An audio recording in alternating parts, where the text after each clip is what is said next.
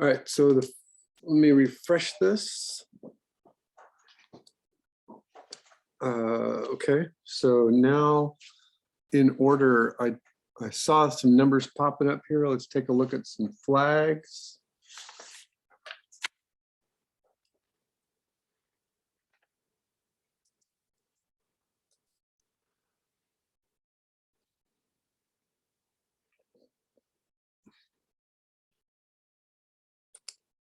All right, Millicent's flag.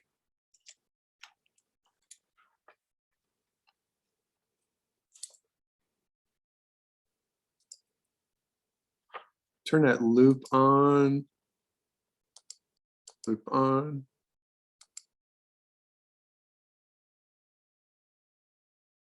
Okay, looks great. You're happy with it, right, Millicent? Yes, it looks fine to me. I'm sorry, I didn't hear all your words. Oh, it looks fine to me. Yeah, it looks fine. Okay. So I'm going to actually do one thing here because I want to check something. The last frame, the Zoom thing is notorious for having a delay in the frames, but the LMS, it has another delay in it. So I'm going to actually download this and look at it, because I think that you can do two things to improve this, actually three little things to improve this. Oh, remember that you should be using 1280 by 720 as your aspect ratio. Okay. Yeah, so this Academy ratio, nobody uses this anymore. Actually, I was watching something the other day that was shot in Academy. Remember that Academy, have you ever heard that Academy ratio? You're in animation, right? Yes, I am. So, yeah. So Academy ratio was a thing that we animators borrowed from film all those years ago. Film came first. Film came in the late 1800s. There were a whole bunch of things that happened, but animation was happening right around that same time too. Gertie the Dinosaur was 1914. So if we look at all the films that were happening around 1914, they were all an Academy ratio, and that was 4:3. And one of the reasons for this was just a mechanical one, so that they could get the frame gate inside the camera. And eventually what happened is the cameras were built so that the same ratio was maintained, and there was a larger gap between the frames. Remember that there were little perforations here, so that they could put the soundtrack, and it was an optical soundtrack right here. And then this Academy ratio lasted like all the way until the 70s,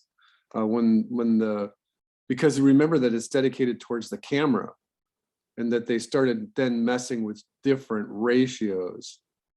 And there's a whole bunch of them. There's crazy ratios, 70 millimeter, IMAX, Cinescope.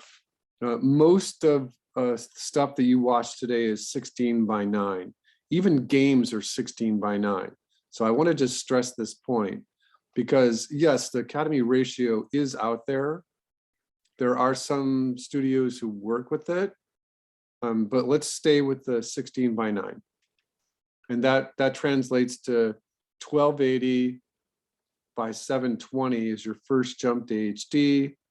1920 by 1080 is what most of the stuff in animation is working with now. Okay. Okay. All right, Billy, we've already heard enough. All right. So what I wanted to do here was, I think that you have a contact point here that is missing the grommet. So in your background, move the grommet so it's up here. And then remember that your flag is supposed to be a rectangle. And so having said that, I think that it's a little inconceivable to have the rectangle be splayed out to the upper and to the lower part like you've got it here. So I think that what you'd want to do is redirect this line. So leave this grommet in the same place so that the tension is always in the same kind of direction, if that makes sense. Yes, it does. And then remember to put your moving hold in there. You missed your moving hold. All right, and so having said that, what I'm going to do is just delete this and turn this off and turn the loop on. Oops. And turn the loop on and play it. No, it looks great. Yeah, it looks really great. Very believable. Okay, yes, excellent. Thank you, Millicent. All right. I forgot what it was. Okay, let me. So, Millicent, I am seeing that there's a blank on your pixie dust. Are you still working on your pixie dust? Yes, you said that you would give me more feedback during class, so I just waited and worked on it. Okay. So did you have something for me to look at? Did you put something in the? I did. I just put the second version, but I don't have any updates since then. Just what I. So are you still working on it? Yes, because you said that you would give me more specific feedback. Oh, right. Okay, so let's do that right now. Okay, right. And you emailed me at my Yahoo, right? I messaged you over the LMS. Okay, so this, right, okay. And I yelled at you for doing that. All right, and remember that the primary reason is that in the LMS, right? These little bells, these little announcements or the emails, these things will show up in every single class, everywhere. They show up everywhere. So I always like, oh my God, I'm working for the animation department and the game department and somebody's freaking out. You know, somebody's mad at Mr. Billy. So I prefer to just use the Yahoo. All right, so again with the ratio, just switch it to 16:9. And this looks really good. I think it looks really good. And I don't think that you're too far off. I think that you only need to add a couple of little things. I think that you spent a good amount of time here drawing the little sparkles, but just keep in mind that you've got this really odd kind of thing going on with your pen tool. I'm waiting for Zoom's draw feature to open up and it refuses to open up. Here we go. All right, so once again, I think that you've got like your hand is like doing this, which I think is okay. I mean, it's consistent, and I would just stick with it. But I think that all you need to do frame by frame is to remember that what you've got is something like a sparkler, right? You've got the core and it's moving along the timeline. And just like a comet, there's going to be, we did this like little field that you've drawn right here, and there's going to be sparkles below and above a line of action. So this is the line of action right here, technically the line of action. And so you've got this, and so as an animator, we used to just draw this field in with our pencil really quickly, frame by frame. Remember that there's like just a couple of rules, and that's the sparkles in one frame cannot be in the same position in the next frame, or the apparent animation will die, and that gravity is taking hold. We don't have any breezes blowing left or right. That would complicate things a lot. And so these, every time you draw a sparkle, has to fall in the next frame. So when you go to the next frame, you increase the distance of the main part of the sparkle, the orb, whatever you want to call it. And then each one of these has to fall straight down. So you just get it, and they can't be in the same place. So it's just, I'm just repeating the same thing here that I said. So these are the new sparkles. Remember that there can be a few sparkles in front. So all you need to do is get the ones that you've drawn to fall a little bit in the very next frame. So you're using Procreate. What is the onion skin like in Procreate? Does that work out okay? Yeah, so with Procreate, onion skins are great. It's just with layers that are difficult, there aren't a lot of options for. Okay. So that's the only thing I think you need is just to get some of them to fall behind it.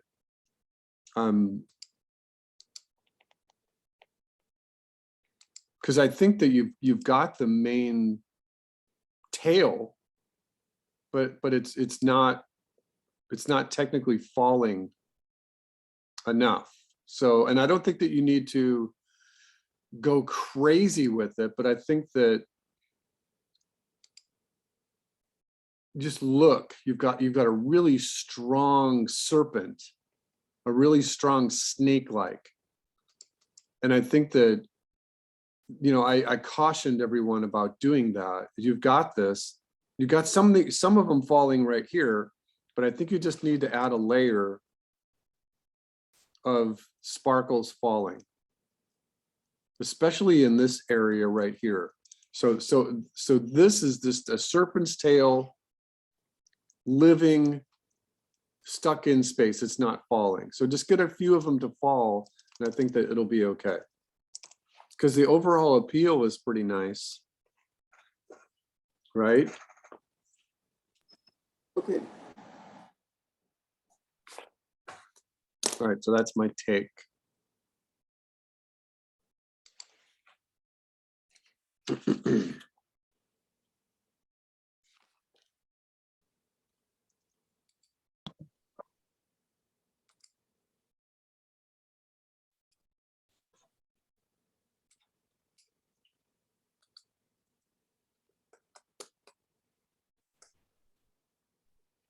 All right, and Javon, you promised me you'd have your camera on today.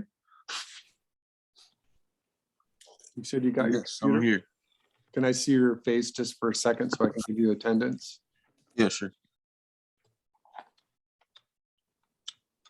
Smile for me.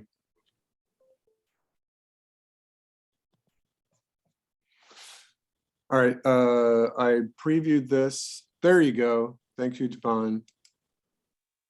All right, I previewed this. It looks good. I like it. It's simple. I like it. I think that you too just need to get a few of those extra sparkles to fall, like right in here. Yeah. You've generated a good field, but I think that the magic, truly the magic, because we're just talking about magic, and now Zoom refuses to wake up. Come on, Zoom. I'm doing everything I can to wake Zoom up. There we go. Shit.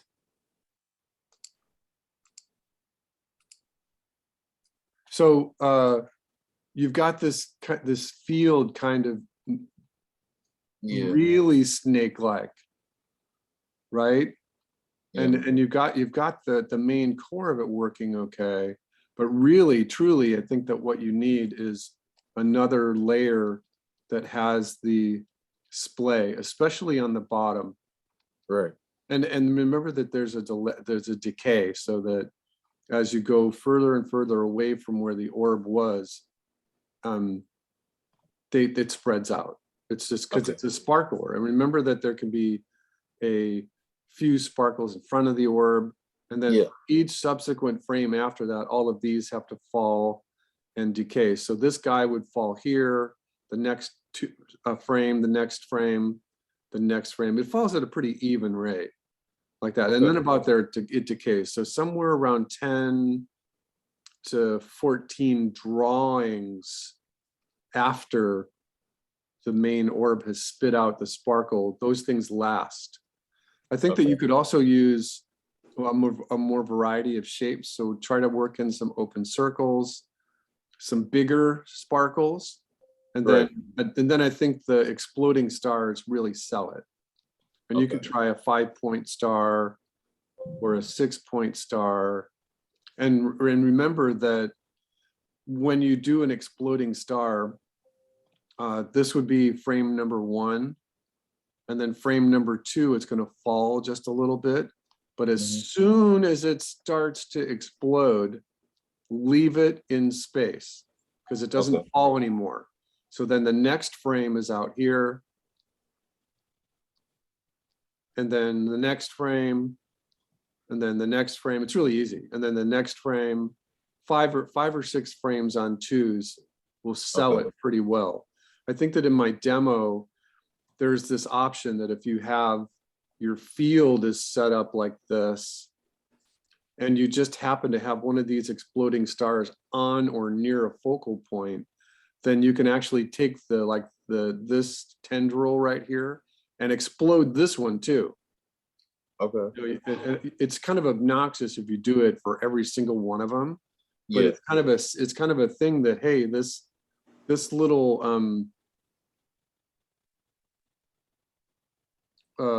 whatever you would want to call it, sparkle or dust, was so Mm. intense coming off the main explosion Like that secondary action. like kind of? no, not secondary action, No. but just another one. Secondary action is a completely different thing in animation.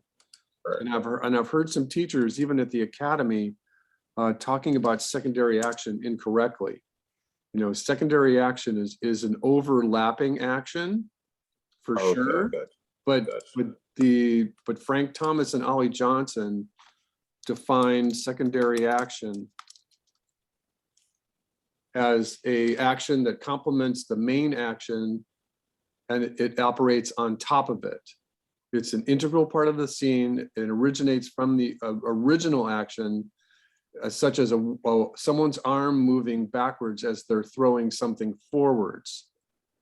And so secondary action pertains mostly to character animation, never to effects. Got it. If it's an effect, it's technically overlapping action.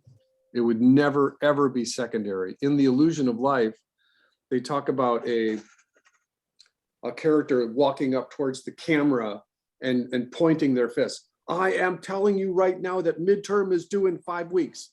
And that secondary action is timed completely different than the main walk cycle.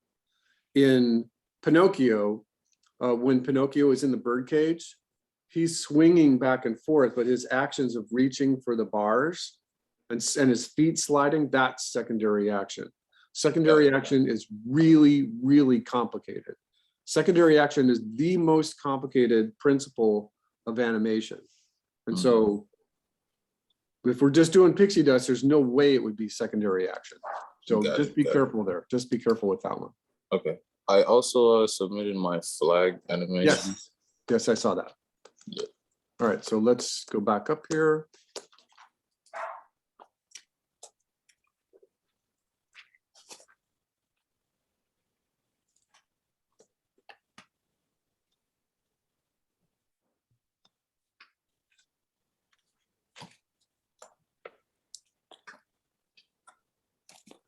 All right, flag, yes, I see 3 flags in here.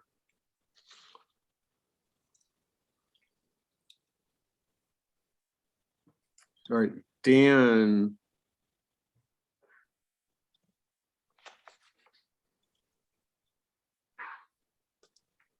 Oh yeah, this is doing something weird. Hold on a second here.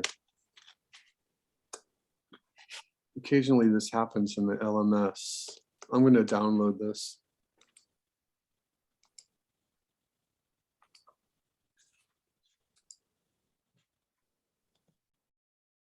Oh, it's not a QuickTime movie. Dan, don't give me VLC files. I don't want VLC files.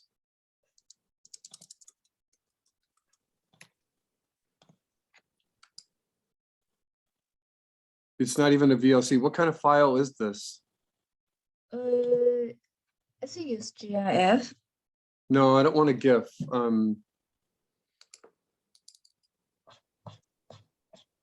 Yeah, I need these to be QuickTime movies.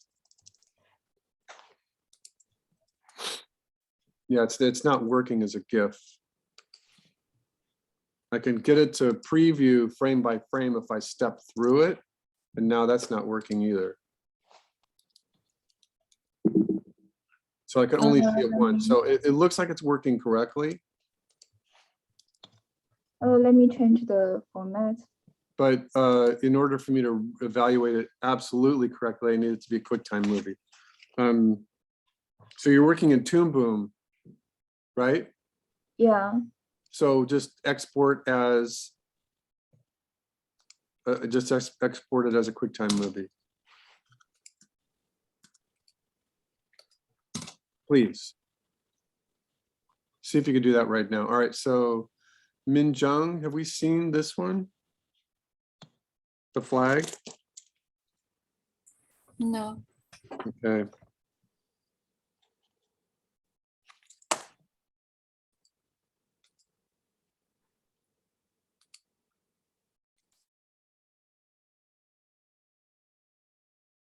All right, it's the LMS is messing with me again. Hold on.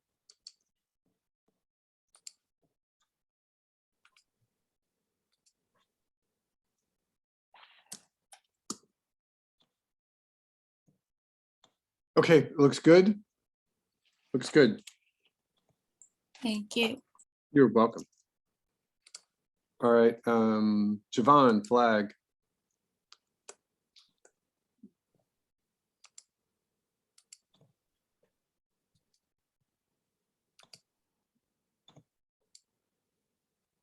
Uh, 1280 by 720.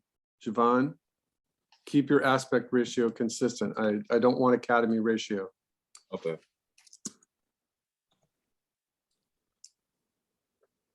All right, so your flag is stretching a little bit. You've got Toon Boom. Wake up, here we go. I'm just gonna let that play in the background as I do a little sketch over the top of it. Okay. For the first thing, I think that what you'd want to do is you want to put those little grommets in here so that you can work on the moving hold we talked about. And that is a real thing. So you draw the flagpole in there, and then you Yeah. draw this line over and over and over again, so it just wiggles around. It looks more realistic as a flag. And then I think that that'll clear this problem here of this little line moving erratically. Yeah. Because I think the grommets are going to move around. I think the main part of the flag is working okay. But because this, remember what I said is that you want to work on some sort of action over here. So that Got it. you've got we do the waveform. So the waveform moves across the flag. And we get that. But then remember that one of the things that the flag is unique is that this waveform, these lines right here have to connect back to the grommet. And so you Okay. kind of have to fudge it a little bit, fudge this a little bit, and then by the time the next wave comes in, it's got to be attached to the grommet too. So I think that you've got that okay, right? I think it's okay. The bottom one is a little funky, but yeah, I Right. think that your flag is doing this or this or something. And because you're doing this, it's stretching the flag. So I would consider keeping this action vertical instead of horizontal, because you've definitely got a stretch in the flag itself. Yeah. It's not, and it's this one's not that bad. It's just that it would look better if you were doing an arc of motion for the tip of the corner here and here like a circle 8. And remember that if you choose this, that this is going to be frame 1 and this should be frame 1, because if you picked the bottom, then you would get some vertical stretch, and you don't want that either. But you can have variety. You can have the top flag just be like, the corner be like this, and then the bottom could just be a circle. And that Oh, gives that gives a nice variation in your animation. Okay. So those are that would just improve your flag. Thank you. Okay.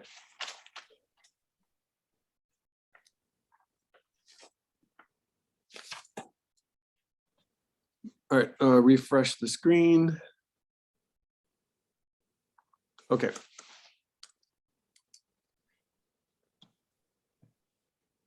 Someone just put a flag in there just right now. Who was it? Dan. Okay, good.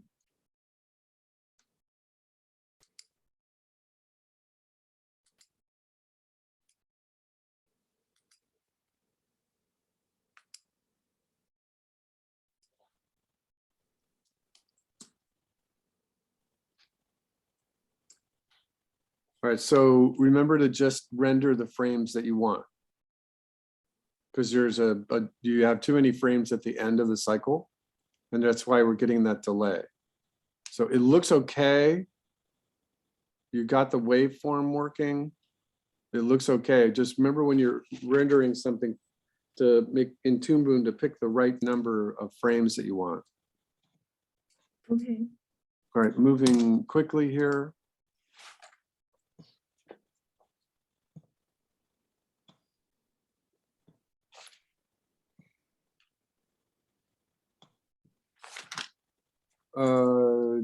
Joseph, why do I have a check mark on your flag? You handed in a flag, right? Rob's flag was great. Okay. All right.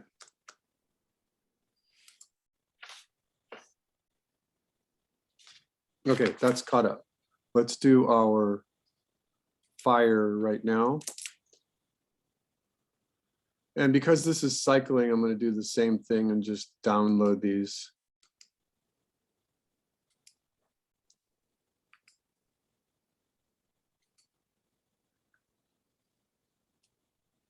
All right, so this is Joseph's fire and loop it.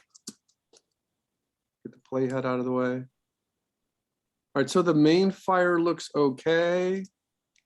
Joseph, Mr. Joseph. Yep.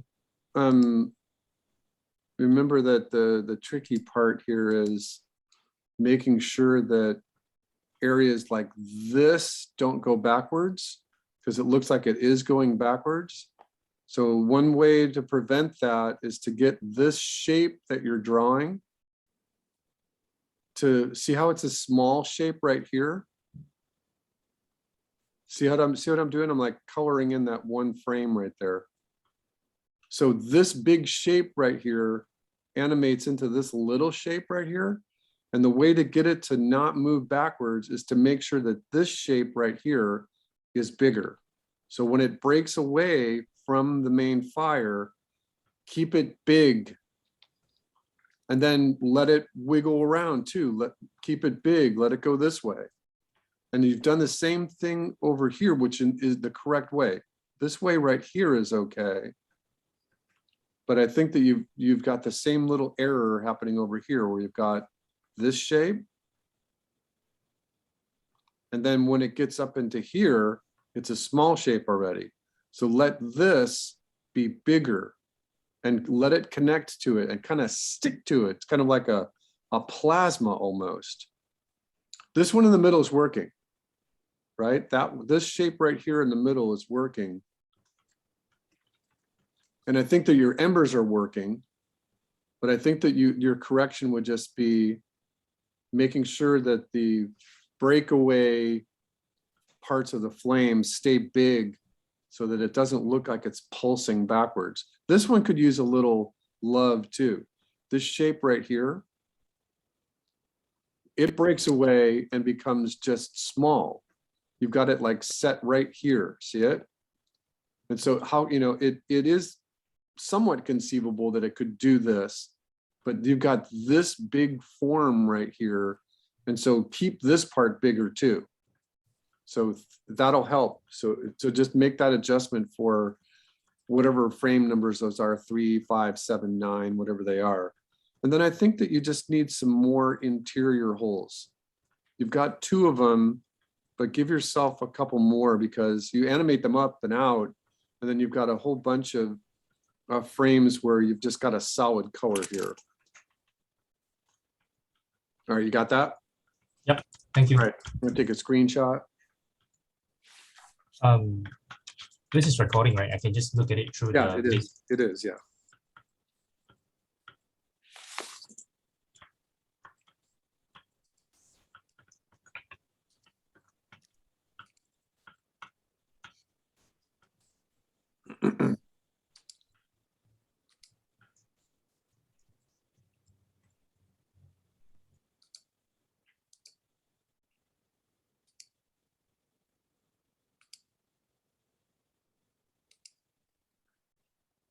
Millicent.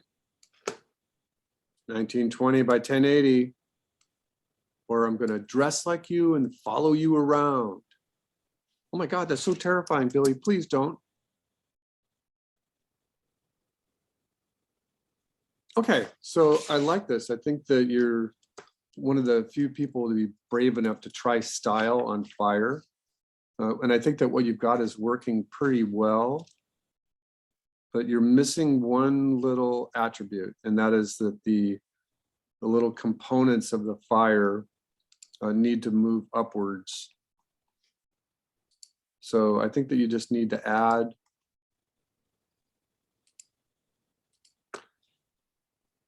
so you've got this part, this part here comes up, that's good. But it only does it once. So I think that you want to do it over here in this area. So have this part go up and you've got this little eddy that's happening right here. And that's correct because the main natural push is upwards. And then that causes the air around it to resist it. So do this one this way. And then have it come up like that. I think that maybe even just one more on the right side, going upwards will give you what you need. But then maybe one more in the middle.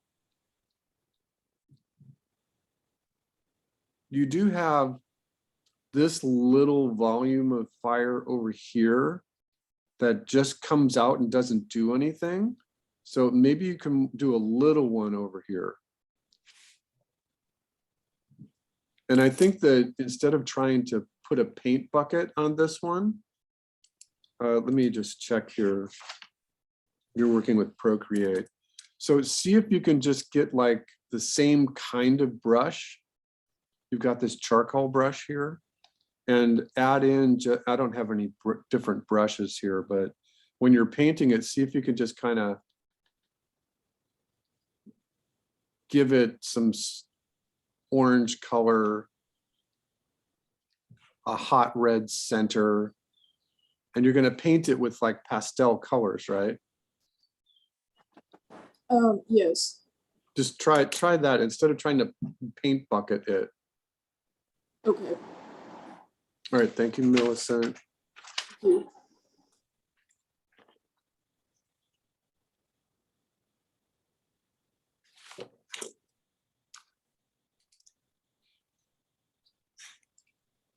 Minjung.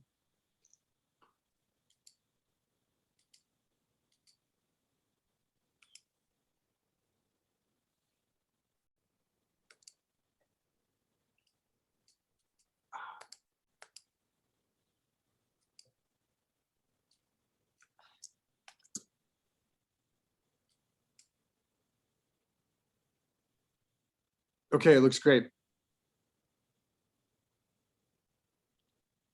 So I think you just need to make one tiny little correction.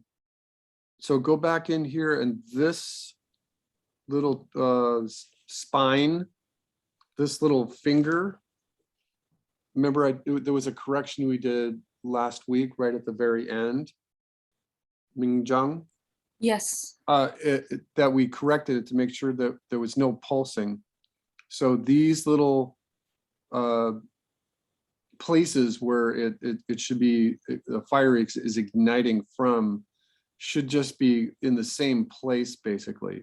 So don't have it pulsing. This one on the right is okay, but you could fix all of them. Just go through and make sure that the starting point for the fire is in the same place. Just do a moving hold. So it's just moving gently and not Okay. pulsing. And everything else I think is working okay. Thank you. Yeah.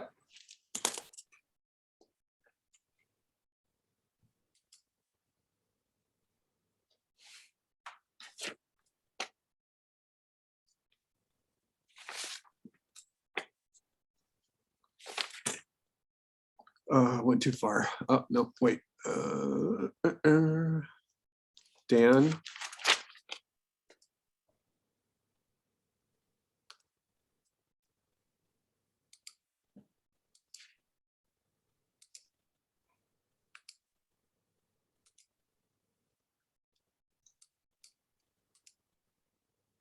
Oh, Luke. All right, so keep working on this. You're only about halfway through it. A couple of things to think about here is that, remember, one of the reasons why I put the fire in this order was because it comes after the flag, because it is a wave.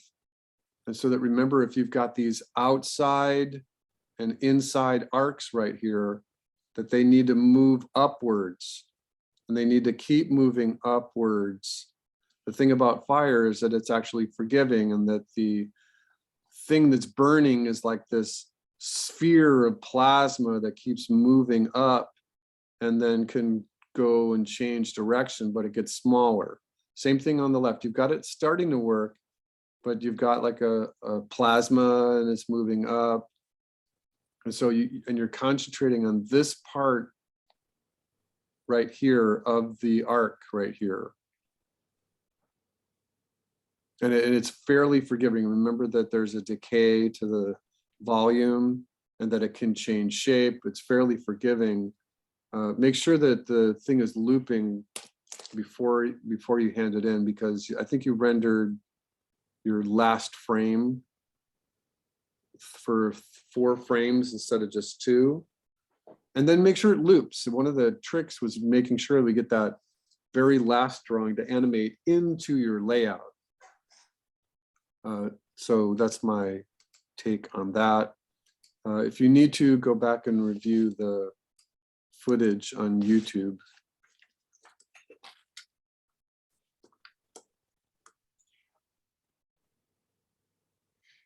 All right, and Dan, I don't see pixie dust from you. Did you hand in pixie dust? Let me see.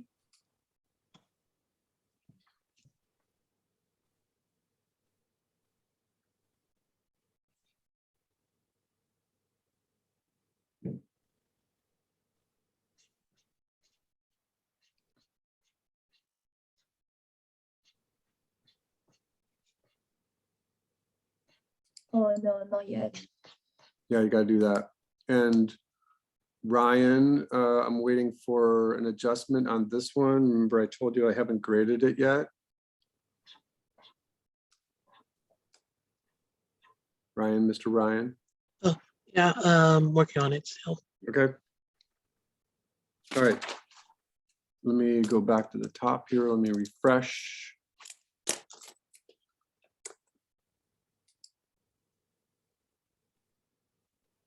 All right.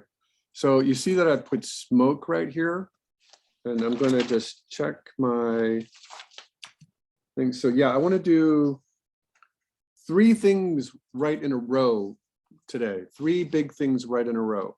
We're going to talk about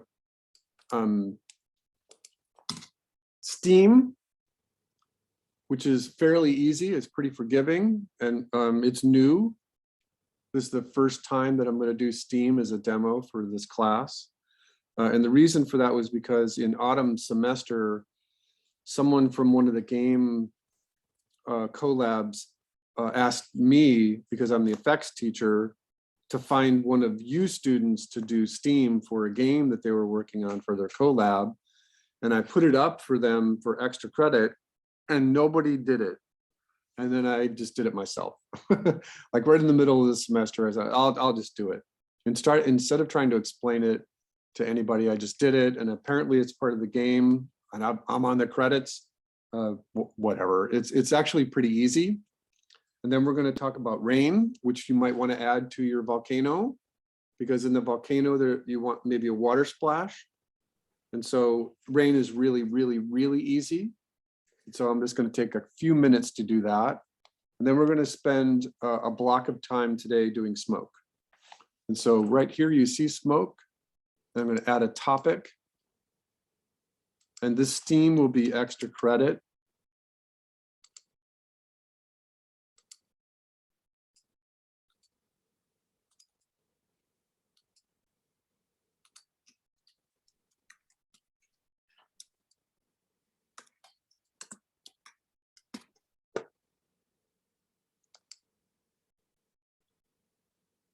The rain will be extra credit as well.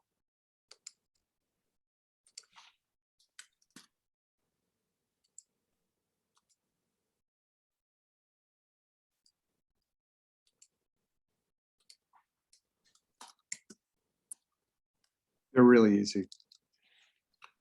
And so you might not want rain. It's up to you. So those are in there.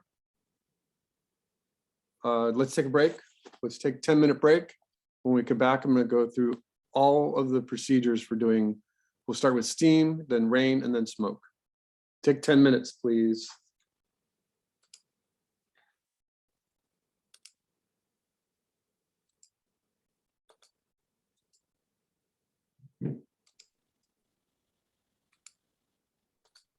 All right, so Rob,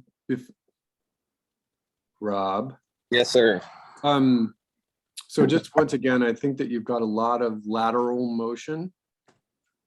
And I use that word deliberately because lateral means side.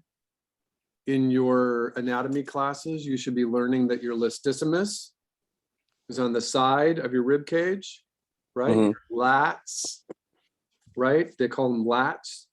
If you do a lateral pass in football, it's your parallel with the line of scrimmage, right? So you've got a lot of lateral motion here and some frenetic energy happening, but I don't see that upwards movement that fire has.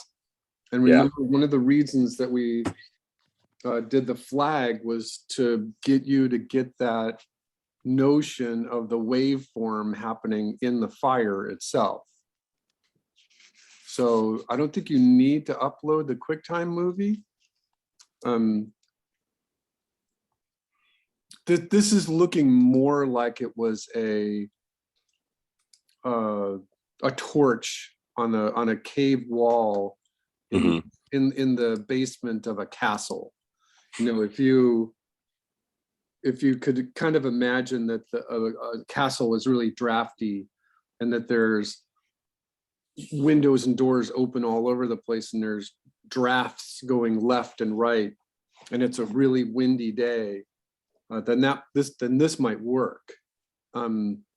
If I'm gonna do like a little sketch for you, if you don't mind. Okay. Because I think that No, I understand. I actually had a lot more frames and it was wiggling all over the place, side to side. right. And I was like, that's So not right. go back to this. Go back to your main board here and look at, before you do anything else, just get the fire shape in your eyes, right? So this one is a good one. You've got to get that upwards movement.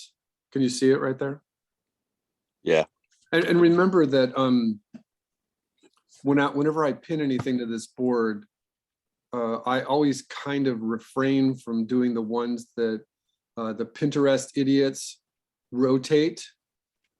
That they put this one here from the Iron Giant, which is really great. There's some wonderful shapes in here, but the only reason that I put it in there because it's really great. Even though it's sideways, you can see the Acme holes punched right there. You know, this is a good one for shapes, but remember that you've got to get that upwards movement. And then the one that we like the best is, boy, this looks like an effects board, doesn't it? So here's the thing, with your wiggly little fire right there, if you were to paint it blue, I'm not sure it would look like a fire, Hmm. right? Yeah. All right, so I want to do a couple of things actually at the same time simultaneously here. Because we're going to talk about 3 things today. We're going to talk about extra credit for STEAM. We're going to talk about extra credit for RAIN if you want. You don't have to do those. And we're going to talk about smoke. All right, so here's my smoke. I love this smoke. Oops, hold on. So I'm Pinterest, behave yourself. So I'm going to open that in a new tab and just leave it there. I'm going to open this one, leave it there. And then I believe it's just a little bit downwards. And remember, all of you, when you're prepping your sketches, everybody should be working on these, right? You should now have a very good idea of what you're doing for your midterm. And this is just my little sketch here. So you should be doing that right now. You should, what is your midterm going to look like? Don't do it exactly like mine, but give yourself a place to do volcano that has eruptions and lava and smoke and fire and rain and a mud bubble in there. Where's my fire?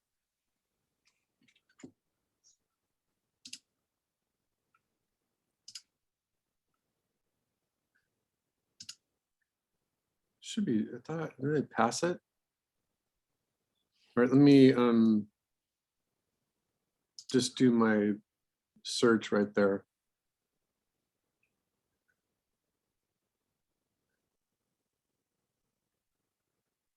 So I'm just looking at this. I'm gonna actually bookmark this one separately because I just love this production here, where they've taken Cinderella and gone from a pencil test. Why can't I touch this? Something happening here? So I'm gonna, all right, so I'm gonna go out. Remember, so we're looking at 2D animation, fire, and then you always have to put the word drawing in there. You're gonna get some strange thing. So this is just, Rob, this is just for you as a reminder. What I'm looking for, and in my class from Wednesday night, one of my students tried this one. And this has a lot of frenetic energy to it. And if you don't do this one right, it looks like the fire is moving backwards. So I don't recommend this one. This one's more like if people were walking and carrying a kerosene torch, then this one works. Remember that there's all kinds of different fire, but I like this one the best because this one explains the very notion of those little shapes moving up, the nodes moving up and diminishing, moving up quickly and then slowing down a little bit and becoming embers. And so this one is from the John Hallis and Harold Whitaker book, which is later the rights to that book were sold to Tom Cito. So if you're looking for this particular book, which is really absolutely wonderful for animation, then just go into your search window and put in timing for animation. There it is. It's John Hallis and Harold Whitaker. This book is really great. Again, the rights for it were sold to Tom Cito. This $25 book is absolutely wonderful because it just, on page by page by page, it just explains things really, really, really clearly. And I don't have a really good preview right there. That's okay. Escape, go away, stop, go backwards. So John Hallis, Harold Whitaker, absolutely wonderful book. This book doesn't even talk about secondary action. As we were talking about before, that's how complicated secondary action can be. It talks about overlapping action and breaking of joints and counter action, but it doesn't talk about secondary action. All right, so Rob, where was I here?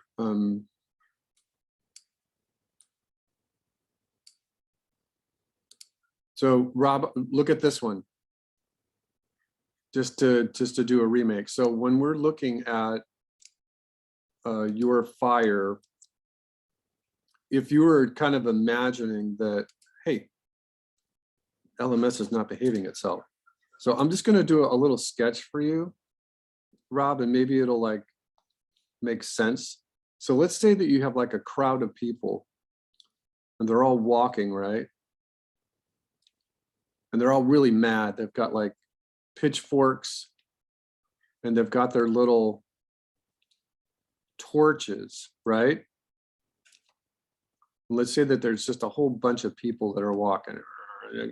Everybody's got their torches.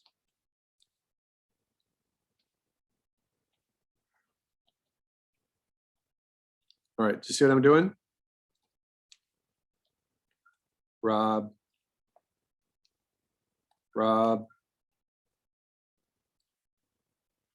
Did we lose Rob? All right, well, maybe you'll be able to pick this up on the recording. Someone's in the chat. I'm going to log back in. All right. Oops, sorry. All right, so Rob, as you pick this back up again, what I'm saying is that your animation would look pretty good if it was centered on the top of these torches here. As like you had a whole bunch of people that are marching into Kiev because they're gonna take care of the bad guy Russians. So your fire would be here, and then you'd have these little embers trailing off, right? You know, that would look pretty good because then you have a lot of backwards and lateral movement in there. And then you could actually add some smoke in there too. So just from this example, the smoke here could be just really simple. Hey, I pick up this black. So here you would just have this like trailing bits of smoke. And so I'm going to just leave that there for a second. And I'm going to play your fire again. And I want you to imagine that this back and forth wiggle is happening really small on top of all of these little torches here as people were walking. So that would work.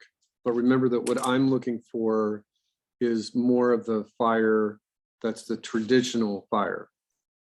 All right, so Rob, I'm gonna assume that you can pick that up on the recording. I don't know what I did right there. I don't want to do that. All right, so I'm having trouble with Zoom right now. Zoom, behave. Come on, Zoom, we have things to do today.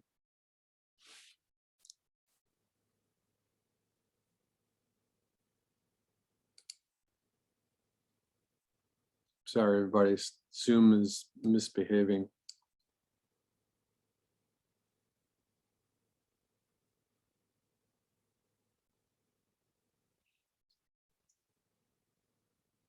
Come on, Zoom.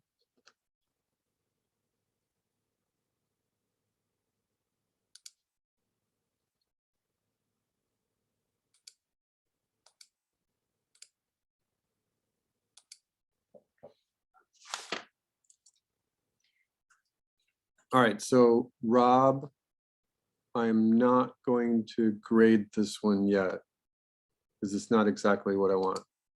All right, so I'm going to stop this so that it's not bugging my CPU. I'm going to see, we are recording. I'm going to share my screen again. And now I'm going to come back over to Toon Boom. So let's talk about Steam just for a moment. I'm going to turn my main layers off. And I was approached by the Game Collab to do some Steam. And I thought that what I would do is just draw a sketch for them. And very quickly, I did a drawing that just looked like this. I had the idea that the steam was coming out of a pipe pretty quickly. It was rising upwards, if you can see what I'm doing just with my mouse. And that the resistance of the air was causing an eddy to be counterclockwise on the left and clockwise on the right, just a little bit. I don't think I even got to that part of the aesthetics. So this is my original sketch. And my student just said, oh, that's exactly what we're looking for. And I translated this little sketch into my layout, which looked like just some clumps of burning water. I don't know what I was thinking, just kind of like bubbled burning water. It's hot, it's moving upwards. There's a variety of shapes. Because I didn't want to get caught into drawing a million little shapes. I didn't want to get caught into that. All right, so Rob, I did a little critique for you on your fire. It is going to be on the recording. All right, Mr. Rob. Rob. Yes, sir. Got it all figured out. All right, so I did a little critique for you there. You're gonna have to go back to YouTube and watch the recording. Perfect. Thank you. Okay, and so what I did is I did this drawing. I was thinking this, but this is how I translated it, because the steam was supposed to be coming out of some like really strange industrial pipe or something that was leaking. And so the first thing I did was draw these upwards movement of these little center things like this. And then the steam just became these pockets of hot vapor. That's exactly what I was thinking. All right, and so what I had done was animated the cycle here so that it actually, I'm going to turn my layout off. So what I had done was just get this little center line to animate upwards first. And so just really quickly, I think there were like maybe just 3 drawings of these center lines that were just moving up as fast as I could get them. And I believe that I did it in 8 drawings, and that was enough. And then I copy and pasted these center vertical lines, the animation, I just copy and pasted them in the timeline once, twice, 3, 4 times, so that it was a total of 32 frames right in the middle of the cycle right here. And I mean, it just took like a minute to get that working. So if I loop this, I'm just going to loop this for a second. You can see that this little straight lines were working. All right, and so then the next thing I did was from my keyframe, I just kind of borrowed I think I started in the middle, like somewhere like right here. Somewhere like right here. And let me get the one that looks more like it.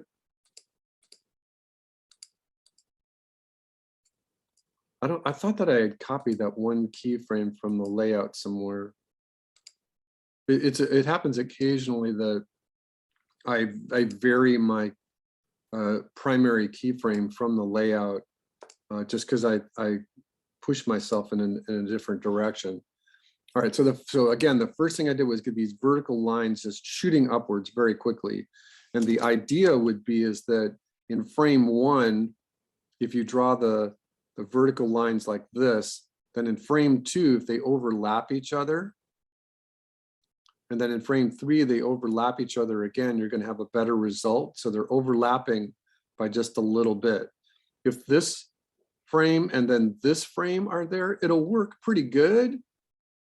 You know, so now the gap, there's an actual distance in the gap, it'll work okay. This one is smoother. This one's a little bit more frenetic. And then if you take the first frame and then put this one up here, this becomes really erratic. And the danger is that if you draw your second frame like here for this little piece going upwards, then the danger would be is that this piece looks like it's going backwards. So you always want to be careful of how much you're overlapping things or how much distance you're putting in between objects, and this goes for any bit of animation, no matter if you're doing effects or character or game or for film, whatever. If the shapes are overlapping, they will move smoothly. If there's a little gap in the distance between whatever it is, you know, these are just straight lines. It could be a circle. If the circles are overlapping, then it will be smooth. If the circles are gapped, then it'll be more frenetic. And it'll be really, really energetic if there's a big gap. And you have to be careful because this is frame 1. And if this is frame 2, then the danger would be is that this could look like it's going backwards, and it will. So be careful. Be very careful of how you overlap objects. All right, so then what I did is I was paying attention to that, and I'm just gonna key through this about making sure the shapes moved upward. So I got the first 2 pockets of vapor to move upwards, and you can kind of see that I lost a little bit of the volume, but that's okay. And I just did this for 8 frames to make it look like it was going upwards. And then on this drawing, I believe was, no, I got it to work in 8 drawings. 1, 2, 3, 4, 5, 6, 7, 8. Something like, oh, I'm sorry. What they wanted was this steam to come in first so that there was nothing happening with their little pipe. And then, so there's an intro. So this thing grows for 8 or 12 drawings. And then there's 2 drawings that transition between the intro. And then this was my first keyframe. 2, 3, 4, 5, 6, 7, 8. And then I cycled that 2, 3, 4, 5, 6, 7, 8. And so when I got this cycle working here in the timeline, I copy and pasted it twice so that they could see that the repetitive motion was working. And in my notes, I told them, I gave them a zip file of the Toon Boom folder so that they could see like my little marks for, in Toon Boom, I believe you just right click right here. And you can get your, you can mark your frame with any different color.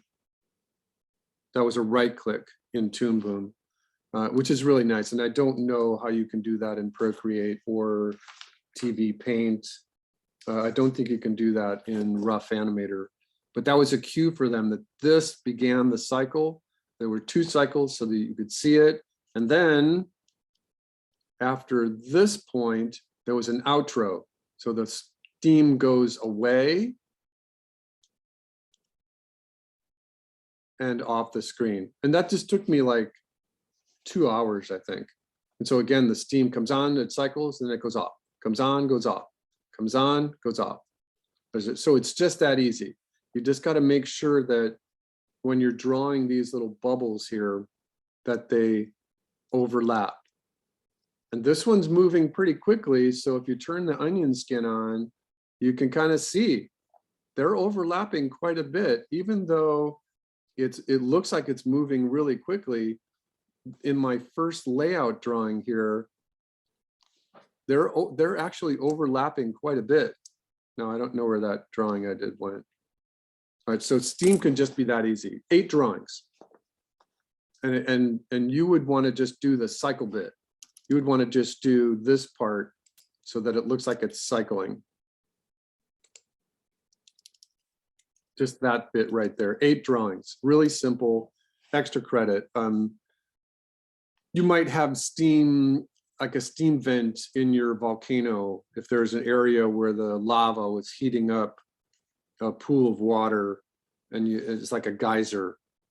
Right. And so the geyser and the actual idea of the explosion of lava from the initial volcano explosion are very similar to each other.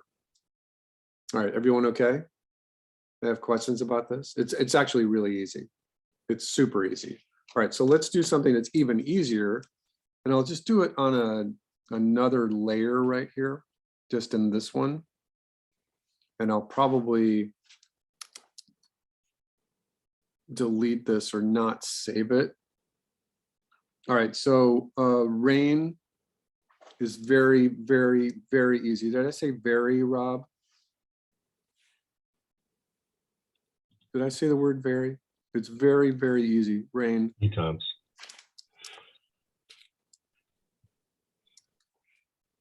I'm gonna throw a curveball at you here in just a moment. Are you guys all ready for a curveball? All right, so rain.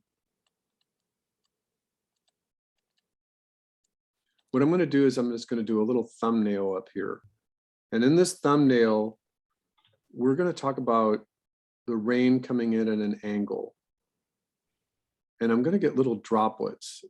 You know, you can have this that you might have learned in grade school as a little droplet of rain because the air resistance is causing the sphere to deform so that it looks like a rain droplet.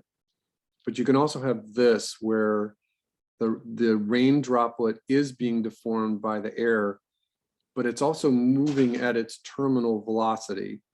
And remember that animation does have a huge connection to art and science. And so when we study this, I think that it would be incorrect to draw rain that would be really close to the camera, just as droplets like this. They do have to have some sort of stretch on them. And this is okay. But if they're going to be really close to the camera, that the rain is probably going to be moving somewhere about 30 to 40 miles an hour. If you're going to be talking about hail might be moving somewhere between 60 and 80 miles an hour because the air resistance is only preventing it making it move 80 miles an hour instead of extremely fast. If the rain is falling from 5 miles in the air, upper atmosphere, it has enough chance to get up to 120 miles an hour. But the air resistance keeps it tucked in about 60 to 80. But for raindrops, the air resistance is causing it to be 30 or 40 miles an hour. It can also be less. If the rain is falling from a lower atmosphere, it can be 20. And so what happens is that even at 20 miles an hour, the droplet here is going to deform into a long droplet like this, especially if it's right in front of the camera. And so, just like we talked about before, the rain droplet number 1 right here in my layout, and let's say that there's another one right here. So that's great. But in order to animate these 4 droplets like they're going to be moving, you would want to take this droplet and move it here. And just like we said, overlap it just a little bit and it'll move more properly. And then in the 3rd frame, you put it down here. So that's it. There's 3 frames, 1, 2, 3, and that's it for the rain that's falling really, really close to the camera. 3 frames is good. Same thing here. This frame would be here, overlap it just a little bit. And I'm going to switch my colors just to make it confusing for you. So this droplet right here looks like it might be a little further away from the camera, and it might need 4 frames in order for it to fall through the camera. All right, hopefully that makes some sort of sense. Generally, you want your rain can fall straight down. Obviously, if you're looking at a Miyazaki film, you know, there are places where in this film where the rain just can fall straight through the camera. If you look at your perspective grid, then the trick would be is that out into the distance, the rain is actually going to have 6 to 8 frames. And that's it. You just draw it straight down. You just draw it straight down. And the trick is going to be this. Can you see that when I do that on my screen? So this is a live action shot of someone at a wedding. And I think I might have put this in the class. Rob, could you check the LMS and see if I posted this? I think I posted this. Yeah.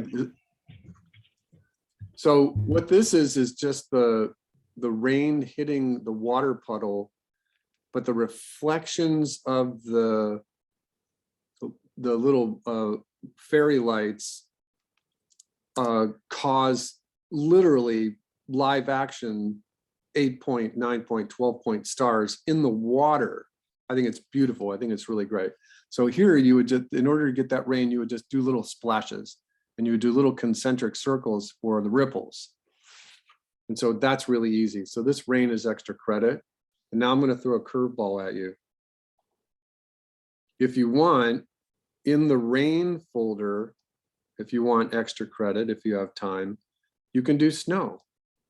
And snow is like super easy. It's the same idea.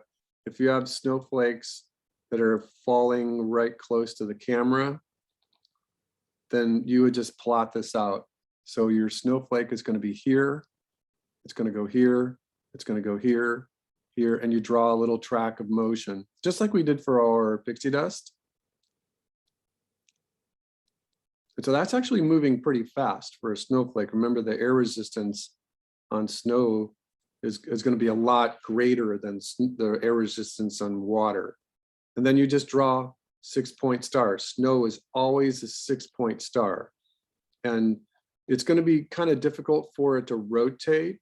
You know, if you were going to try to get that 6-point star to rotate counterclockwise, you know, because these are technically not overlapping each other, you might not ever see this. You could spend all day trying to get some rotation in there, and I promise you'll never see it. Rain or snow can also fall in the mid distance, and for there you're going to need a lot more tracks.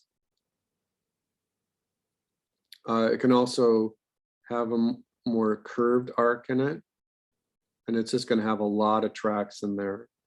And snow is also going to take on more of the velocity of the air that is pushing it.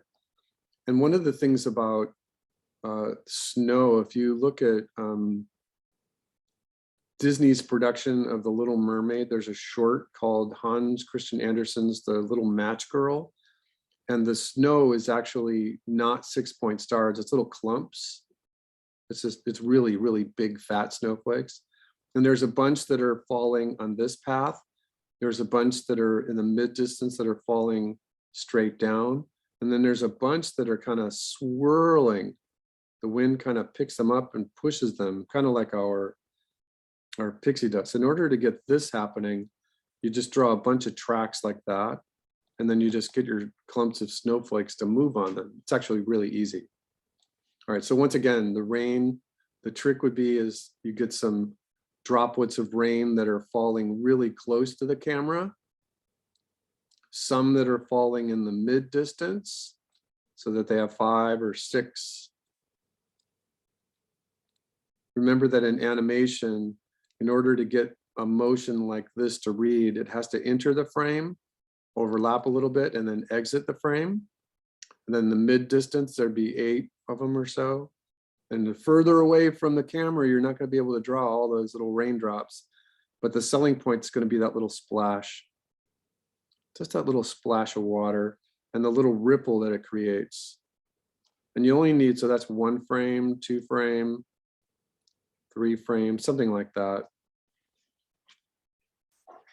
So this is all extra credit. The steam, the rain, the snow is all extra credit. All right, everybody okay? And again, it's extra credit because it's not part of the original layout for the class. And it's not part of what I was working on for either your volcano, your tornado, or your final.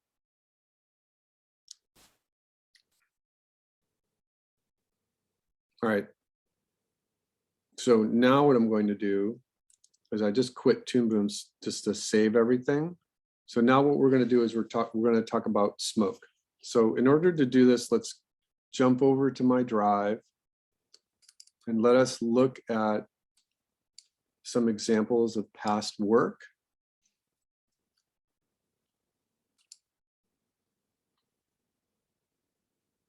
And I think that what I'm going to do is just try to find the finals. So this is a final, it doesn't have smoke in it.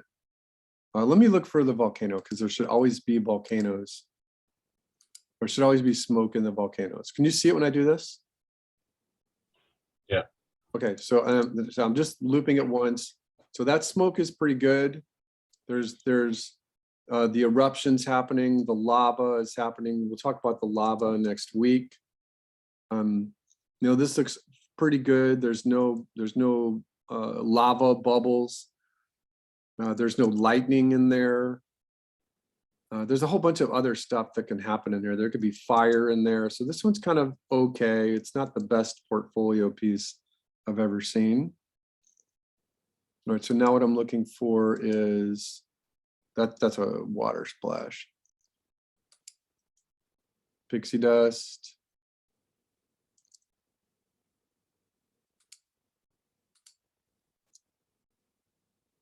Something for a final that wasn't quite done. Looks a little rough.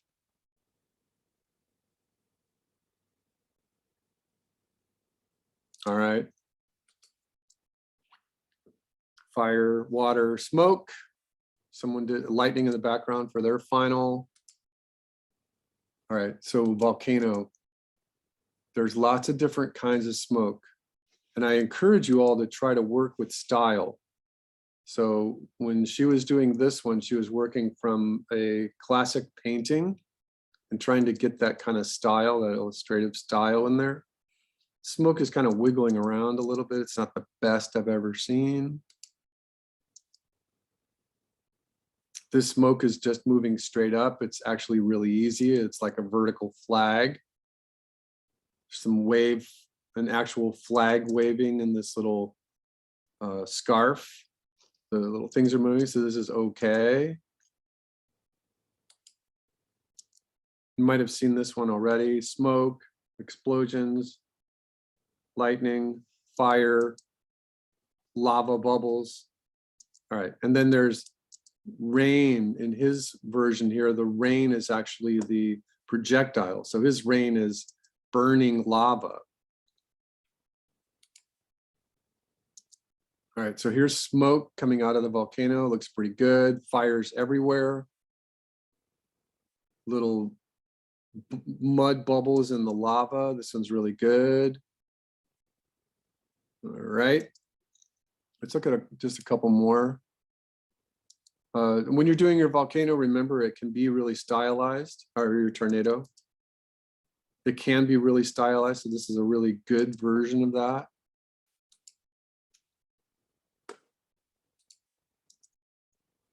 This one's maybe just a little too simple and way too short. It's under a second. So it had good potential in terms of illustration, but it just wasn't quite there. It's always good to see things that don't quite work. You know, the fire is just kind of wiggling around. It's not moving upwards, right? If you can see that, it looks only okay. The bubbles look okay. The lightning is okay. The projectiles look funny that they're all like little bubbles instead of burning lava. The smoke is only okay. All right, so are you getting the idea there of what I'm looking for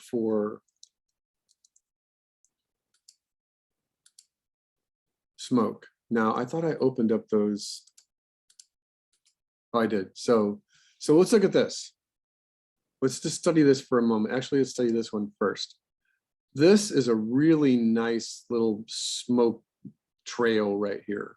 And the artist is saying, hey, don't do this. You know, don't make the lines parallel, break them up, make them more interesting, make it more dynamic, make it more artistic. But this one and this one bear the same kind of animation. It's just the details of the smoke are different. So if you go back and you look at, oops, sorry, I don't want to do that, stop. If you look at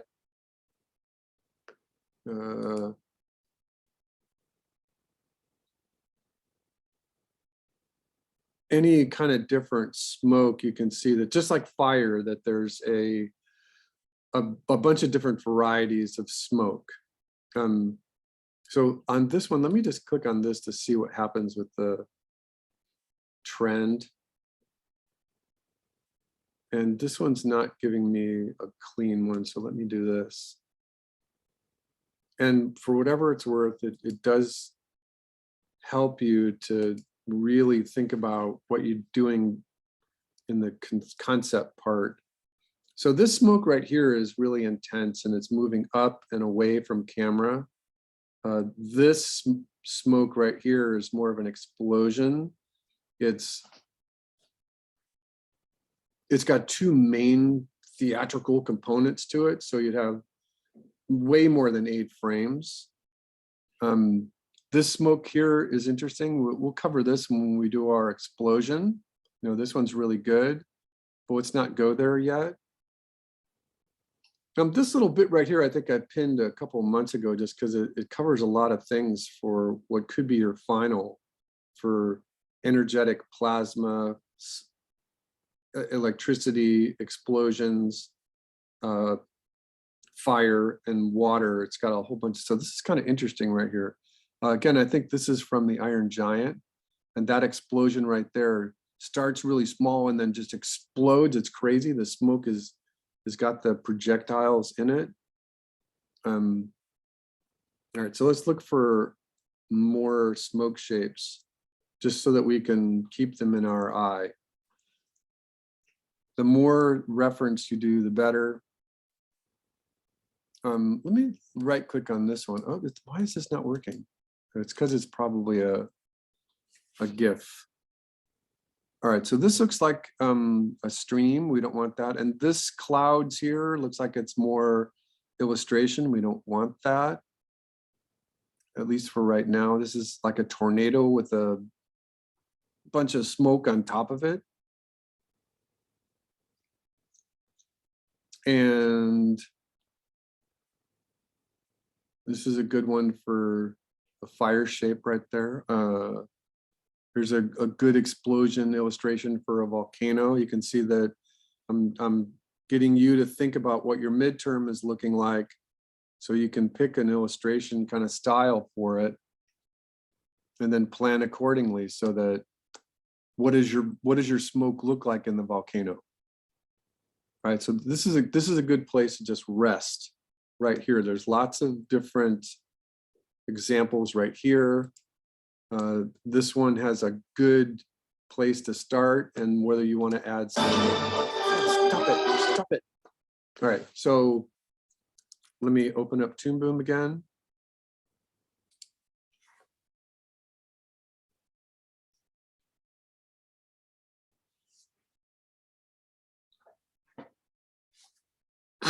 All right, so we are going to do a new shot. So this is just going to be Billy B _ smoke _ version 1. And I don't need it to be 1920 by 1080. I just want to pick the 720. So that becomes 1280 by 720, 24 FPS. Create the shot. And remember, it should be shot and not seen. A scene is a series of shots. All right, here we're going to give ourselves a color card. We're going to go back to the drawing and move it up. And we're going to call this our VG. We're going to give ourselves another drawing layer. This is going to be layout. And then we want smoke. And then I'll put a rough in there just because we might need that. And I'm going to add another one, smoke for clean, smoke rough and smoke clean, and just say add and close. So we've got a bunch of things to think about from this example here. From this example here, there's just a chimney. For you and for us right now, we can just make this little layout our volcano. So when I'm looking at our sketch I started my volcano on the left focal point, both upper left and lower left focal points, and had the cloud, the air, the breeze moving to the right. And you can do that as well. You can make it move from the right to the left. You remember that you don't have to copy, and you should not be copying mine.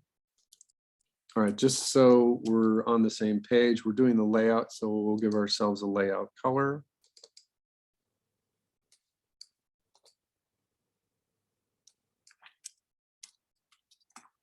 And I want it to be just an animator's blue. All right, so what do we want to do? We're going to do this smoke for our volcano. In the layout, remember you've got focal points at the cinematic thirds. You've got a focal point in the middle. Please stay away from the edges, both for action safe and title safe areas. So that gives you a whole bunch of place to think about in your composition, in your layout.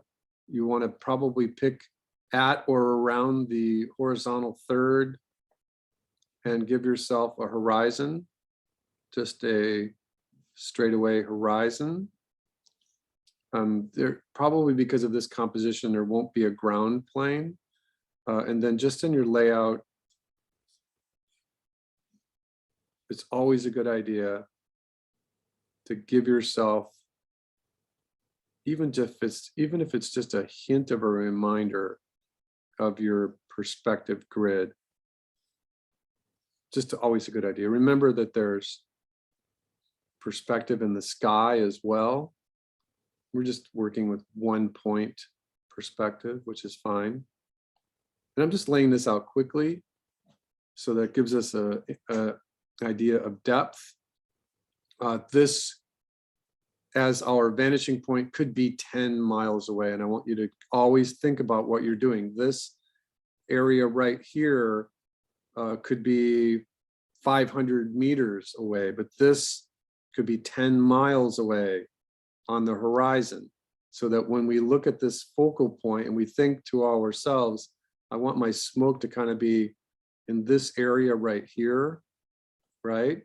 That if I draw a volcano somewhere around the left, upper left and lower left focal points, that this volcano here could actually be a good mile away, or 2 miles actually. So I'm just going to put in a cone just to begin my volcano. And I'm trying to make the lines sketchy so that it looks like broken earth and broken rock. Volcanoes often have other mountain ranges associated with it. So I'm just kind of sketching in what would be a little bit of atmospheric perspective for a mountain range over here. If I do this, this gives me a chance to play with an area of water where I can do a water splash. If I think about this carefully, the lava coming down and hitting the water can have a bit of steam right here. So even just with my wiggly little line right here, I can get smoke up in here.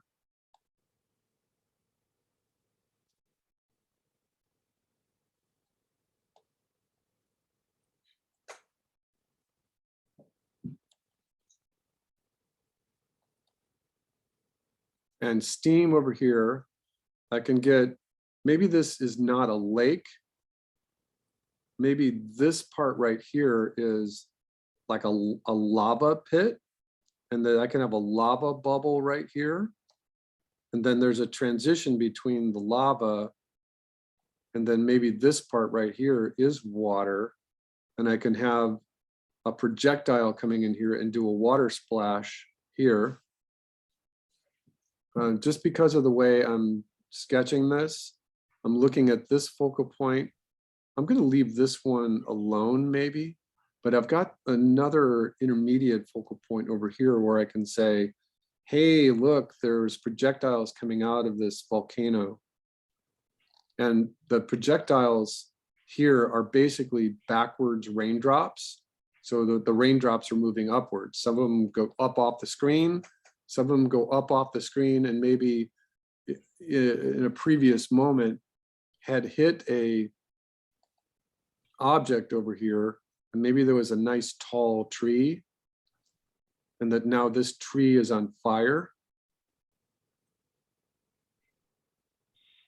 So there could be a little bit of smoke coming off of that tree as well. All right, so now I'm just going to kind of bring in some volumes on the smoke. And I'm thinking about lightning that would be happening in here. We can go over this in the next couple weeks. When there's a volcano, there's lightning. So this stop for a moment. I kind of think we've got explosion, lava, mud bubble, steam, smoke, fire, a water splash. There's a lot going on here just in this little sketch. Okay. There could be a tree up right near the camera up here that's just giving us a composition. There might be leaves of a tree here. We're hiding. We're in a glen or a gully near where this is happening, and we're looking out. This is a bush down here. Maybe there's just a rock face over here. We're in a cave. Change this to a cave. We're just in a cave somewhere. All right, so that's kind of what I was doing with this, right? So I've taken this sketch right here and made it into this, which is fine. And you should also be thinking about what your sketch looks like for your tornado. And maybe you do want to have your water splash be separate. You do not have to put everything that you know how to do in one thing here.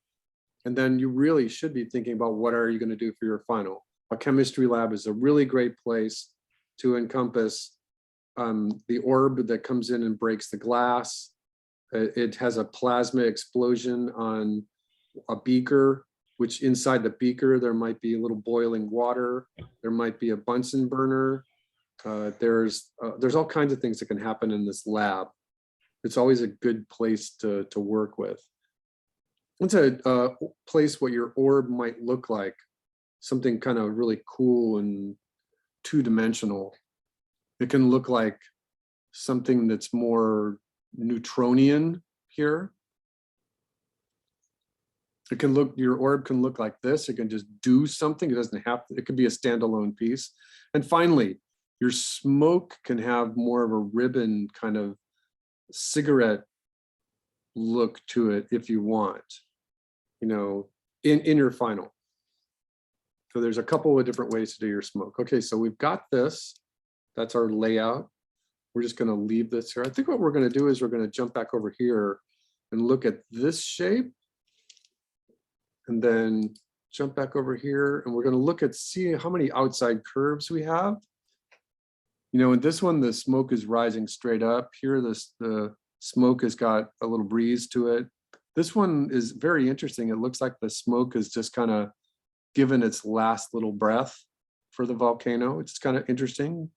If you do this one, this would just puff and come up and go away.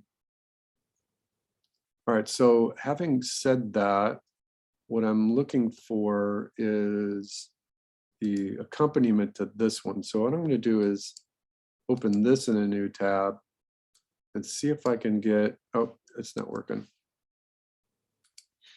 I'm going to come down here and see if we can get its companion piece. And I'm not seeing it. I'm surprised I didn't prep it and just have it open on my desktop.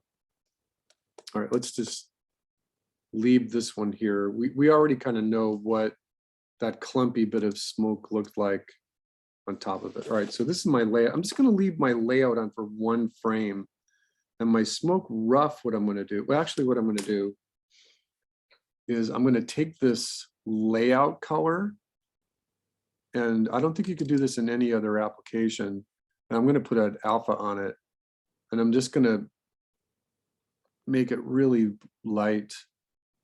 Because I don't need to see it too much. And I don't think you can do that in any other application. All right, so now let's concentrate on what our smoke looks like. The rough layer. I want my smoke, so I don't have a smoke color yet. So I'm gonna give myself a new smoke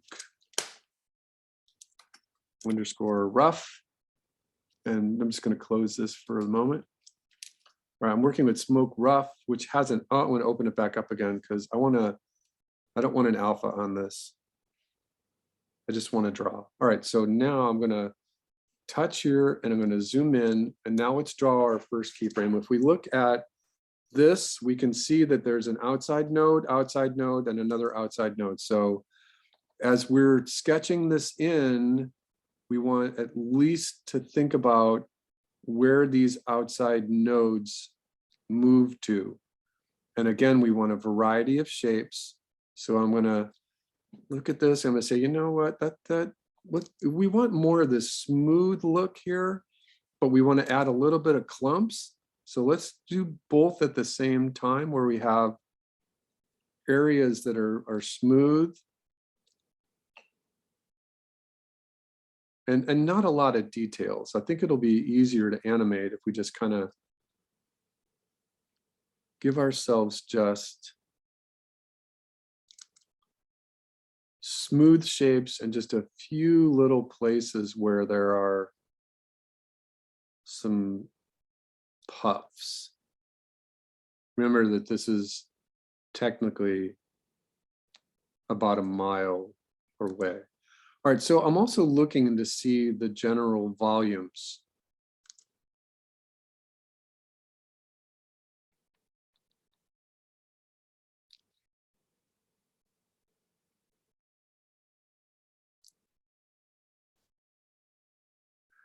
Thinking of the nodes, right?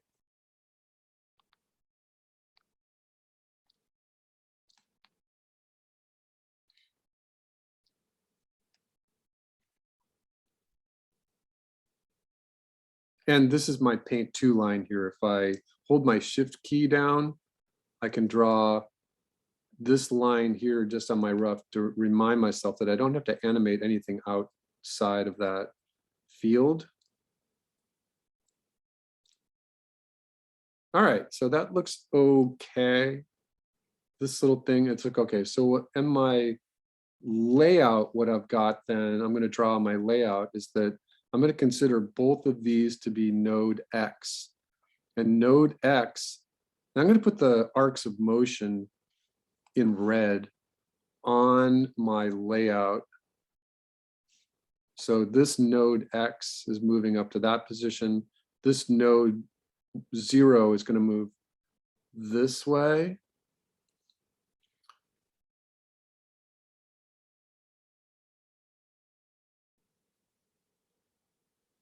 So you can see that the smoke is coming out of the volcano and it's expanding. That's a good thing. All right, so now with our smoke, so this is going to go off the screen up here. So what I want to do is I want to make this X in a very precise place, because we're going to also use this layout as our timing guide. And so we're going to say that this little area right here is drawing number 1. This is drawing number 1. And we're going to imagine that this outside shape actually grew really big out here, and that this outside shape right here, this one, actually grew really, really big. You know, it might look something like that. It's off screen, so it doesn't matter, but it's here. So this is our general timing. And on the timeline, these are circled keyframes. Keyframes are always circled, and your breakdown drawings are always underlined. So whatever these drawing numbers are going to be, those are underlined. And down here, we'll start with another shape. We'll just use a X and 0. So let's just use a dot. So, and we look at this general timing right here. We're just going to use a dot right here and a dot right here. And then we might want to redirect this one just with a second line right here. It can move upwards, that's fine. So we can choose whether we want to use this upper or lower one. Just from the layout right here, I think that it might be more interesting to let this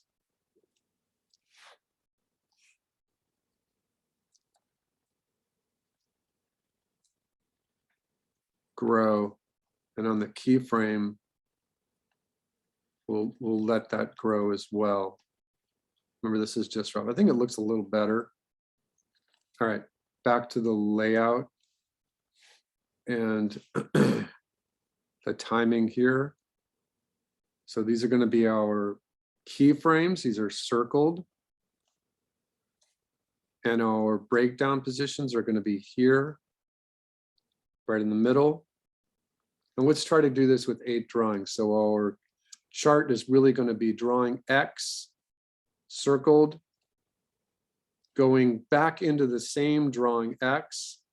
You only see this in games, really. Disney would never do a cycle, but our breakdown is going to be halfway. And then our secondary breakdown is going to be on 4, so I have a total of 4 drawings. And then we're going to in between everything so that we have a total of 8 drawings total. Drawing 1, 2, 3, 4, 5, 6, 7, and 8. Moving from the first key back into the first key to cycle. Okay. Everyone on the same page? Everyone okay? Okay. All right, so what we're also going to do is we're going to realize that at a mile away, secondary breakdowns, in-betweens. And I always like doing this on the arc because it reminds me what I'm looking for. And then remember as well that this arc here might be directed a little bit higher because because even though it's going to go off the screen, there's going to be a few drawings in here where this arc, as opposed to this arc, will read a little differently. And I'm doing the top and the bottom of the arc here just because it's easier to think of the smoke as volumes, spheres of smoke moving rather than just lines. It's always good to imagine these puppies as volumes rather than just lines. All right, and then the same thing on the bottom. These are my breakdowns, and then these are my secondary breakdowns.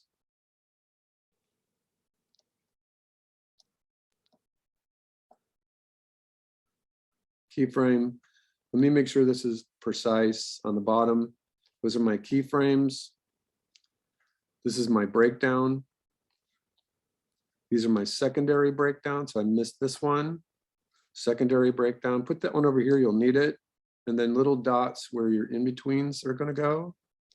And I swear to all the Greek and Roman and Hawaiian gods put together, the more you do this, the more you think about it, the more precise your arcs are and your timing, the more easy this will be for you to think about as you're going along. All right, so with this smoke rough layer here, I'm going to double click on this and give it just a little bit of an alpha just to make sure. For this red color here, I'm going to give it an alpha, like just so we can see a hint of it.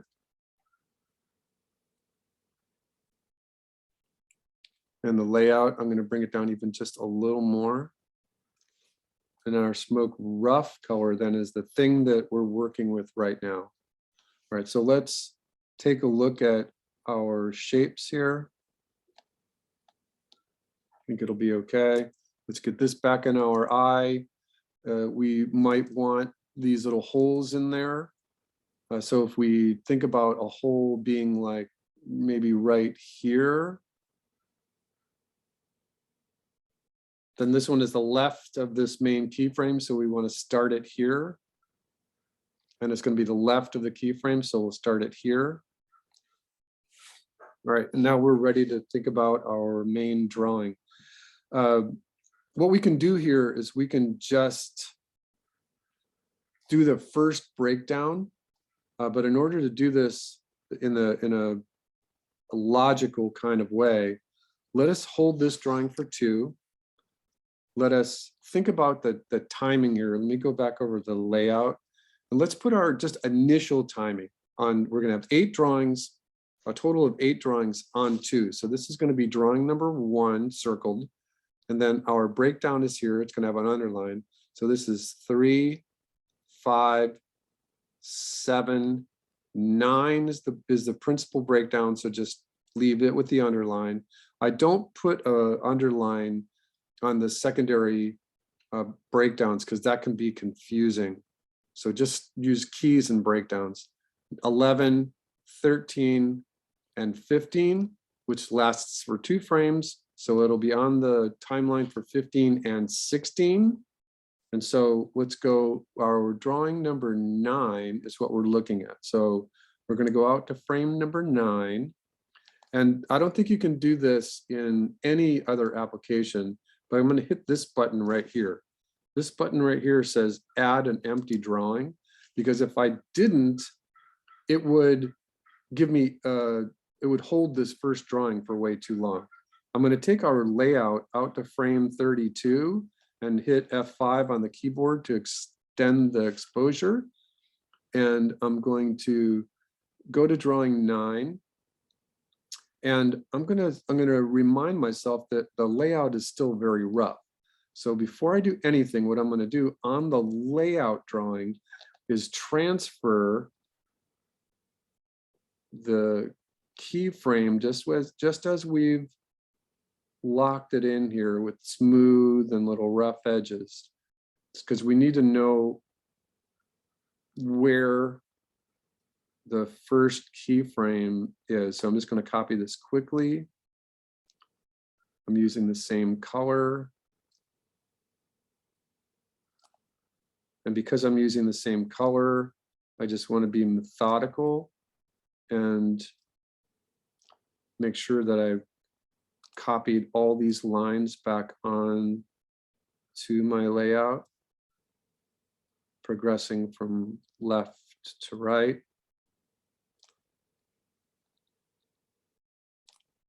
Keeping it rough.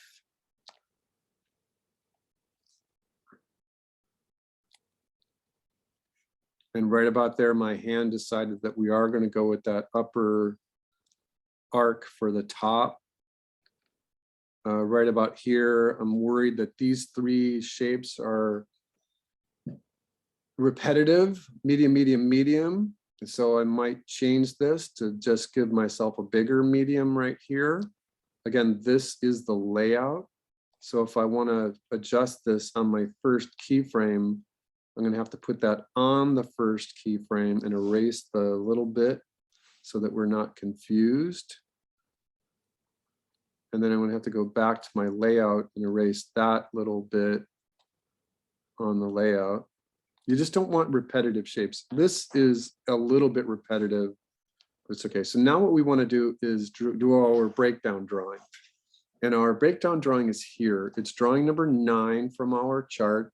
So let's just get this to move to the, oh, sorry, I'm erasing. So we're going to get this shape right here to move to our breakdown position. And you can kind of see that this volume grows a little bit. So we're going to have it grow. In the breakdown position, this volume again grows really big. So we're just going to draw that really big. Oh, and we can see that in this one, which is important, that we've changed the arc going upwards. So we're going to change this one immediately right here. It's going to go upwards. So we're just drawing that volume moving upwards. On the bottom, we've decided that this shape is going to move into here. So it's going to be here on the arc. Draw this articulated arc curve on the arc. Then it's going to move from here to here. So the breakdown position is right here. Then it's going to move from here to here. So draw it on the arc, just like this. And I know it gets a little confusing because everything is blue. We've got our onion skin turned on. You'll see that it changes just a little differently, but it is still blue. Because it's Toon Boom, we can go back into this smoke rough and change the color so that we can see the in between before it. So this is our first keyframe. This is our breakdown. All right, so now we're going to look at shapes. So this shape and the little one behind it are connected and moving a little bit to the right. And it's got to connect, just like the flag, back to the edge of the volcano. This would be your moving hold. All right, so then keyframe to keyframe, if I go F, that's my first keyframe. This is my second keyframe. All right, so now we're looking at this little shape right here moving. And then we've got this long, smooth bit, right? This long, smooth bit moving up.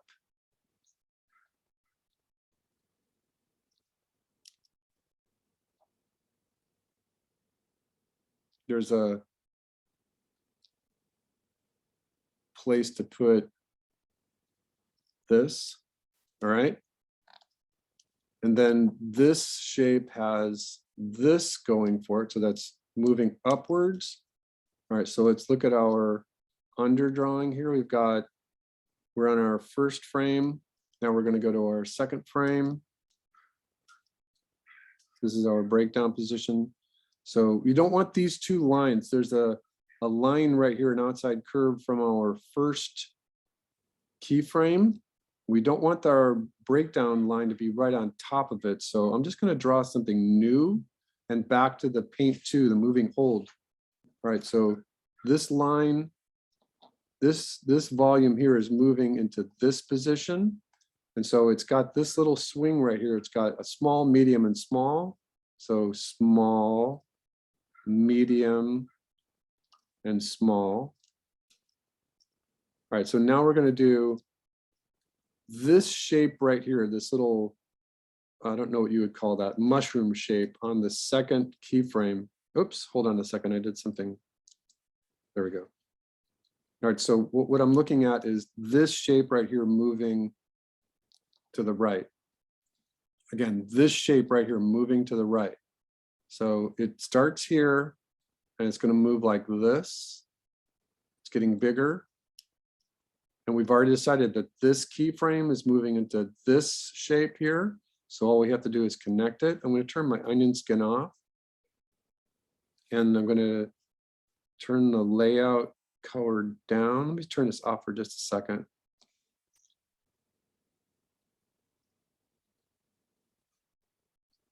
All right, I'm going to save this just because I haven't saved yet. Let me turn my onion skin back on. First keyframe, second keyframe. So now all we've got to do is get this medium and bigger, which we just corrected, into our, wait, why does this keep doing this? Hold on. Toon Boom is misbehaving right now. All right, so what I'm looking at is this medium and bigger medium shape right here. And then right here moving off the screen.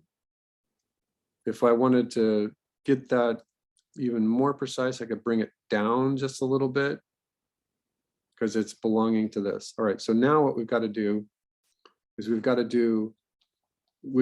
keyframe and our essentially our breakdown position working okay. Let's make sure we've got all the parts. So this is keyframe and breakdown, keyframe, oops, I hit something strange, keyframe and breakdown, keyframe. I don't know how we missed this.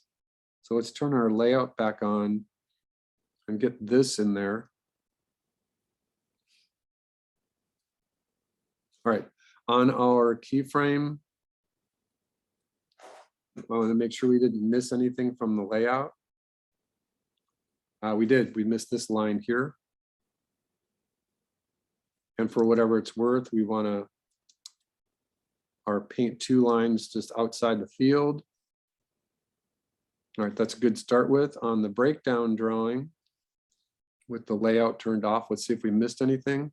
We can put our paint to line just to make sure that we don't miss anything. All right, now we're going to do the intermediate breakdown, both before and after. So we're going to be doing this drawing right here and this drawing right here, which are also this drawing right here and this drawing right here. So this gets a little tricky because in order to do these 4 drawings, well, actually those 4 drawings to give us a total of 4 drawings, the lines that we drew for our first key and our breakdown have to be pretty close. Let's take our breakdown and increase it by 2 frames. And then we're just going to look at this drawing here, which is drawing number 5, which is our secondary breakdown, which is right here. Let's make sure our onion skin can see the breakdown and the key position. So now all of a sudden it makes a little more sense.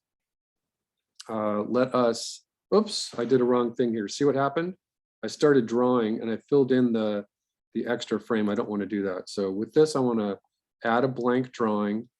And now let's just do the same thing that we did before. This is our drawing number 5. And we draw this arc first. This is drawing number 5. Draw this shape growing first. This is drawing number 5. It's off the screen. Down here, this is drawing 5. So get it to be here. From our key position, this is drawing 5. This is drawing 5. So this shape moves over to here. Wait, hold on a second. Yeah, this is drawing 5.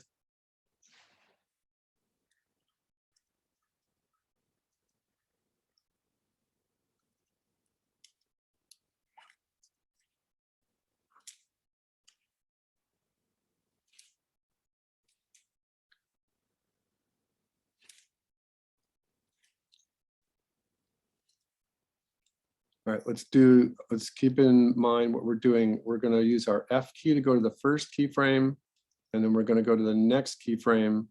So what preceded this was a smaller curve, and then a medium one. Make sure the lines are not on top of each other, and then connect it back to the volcano. Do your moving hold. Go back to your first keyframe. We're going to show this little bubble right here on drawing number 5. Which shows up here in drawing number 9. And then we're going to draw this arc right here. So this arc moves like this. All right, and then there was a little outside curve connecting to it. And then this shape right here moves to the right. There's a little bit, and then it dips down. So this shape right here from our keyframe, we determined that in our breakdown, it's already off the screen, but in this intermediate breakdown, this shape right here needs to go like that. So you can see it. So this is our first keyframe. This is our intermediate breakdown. It's moving up and getting bigger. And then by the main breakdown, it's already off the screen. All right, so let's go back to this one and finish the bottom. Let's turn our onion skin off for just a second. Okay. Let's turn our layout off for just a moment so we can see just the lines. All right, I'm not seeing my first keyframe, so let me increase the onion skin. All right, so now let's just go back to our first keyframe. So this is our line. We're here, and now we're going to be drawing hip. And this is that strange little outside curve. Let me check something here just for a second. So there's 2 shapes here that move into, let me turn my layout back on just for a second. So 2 shapes move into a smaller one. So this is something just to remind yourself on this breakdown drawing. From our keyframe, we have two outside shapes moving into one. So on the breakdown drawing, we want to maybe just add a little bit of the smoke enveloping right there.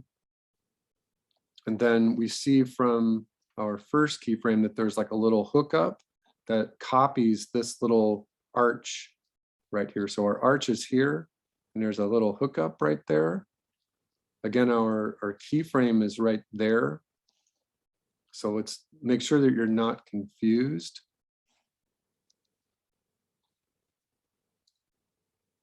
And just animate to, we're looking to animate, make sure that this shape right here is moving correctly. So this shape right here is moving into that shape. This is our breakdown, so it needs to probably, hold on a second.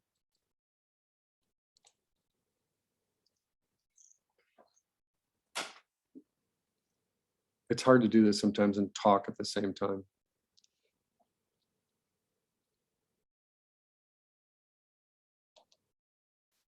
This is our breakdown position. Oops.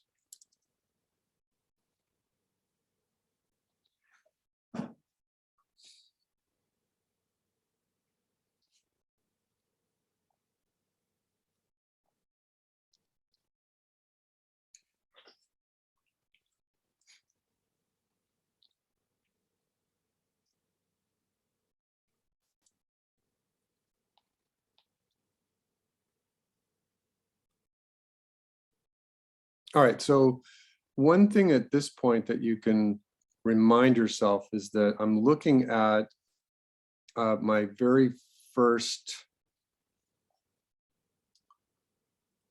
drawing. And that with the layout turned on, each one of the drawings that I'm drawing right now is moving 2 ticks, right? See that? So it's moving about 1/2 of an inch. So when I go to here and I say, this shape right here should be moving about 1/2 an inch. So it will be this distance right there. So I can just say, I'm gonna, on my breakdown drawing, just get that shape in there and turn my layout back off again and say, it's moving in the right place, right? But this shape right here is kind of be confusing. So let's make sure that this shape is moving in the right place. This is a keyframe. This is a keyframe. This was our breakdown drawing. So on the breakdown drawing, this shape is in the right place.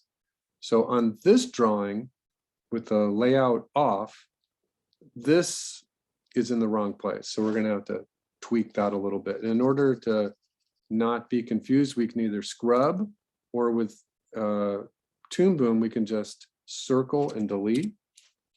So let's make sure that we're doing this part of the keyframe in absolutely the right place, so we're not getting confused. On this drawing right here, this is our main breakdown, and our main breakdown has the underline in it. So this shape is correct. This shape is correct. On this shape should be here, which bleeds right into that little arc right there. All right, did everyone pick that up? So let's continue moving this one outwards. This is our main keyframe. On our breakdown drawing here, it should be here, which is in the right place. That's correct. On this drawing, and we're not picking up the onion skin, so we want it to be here.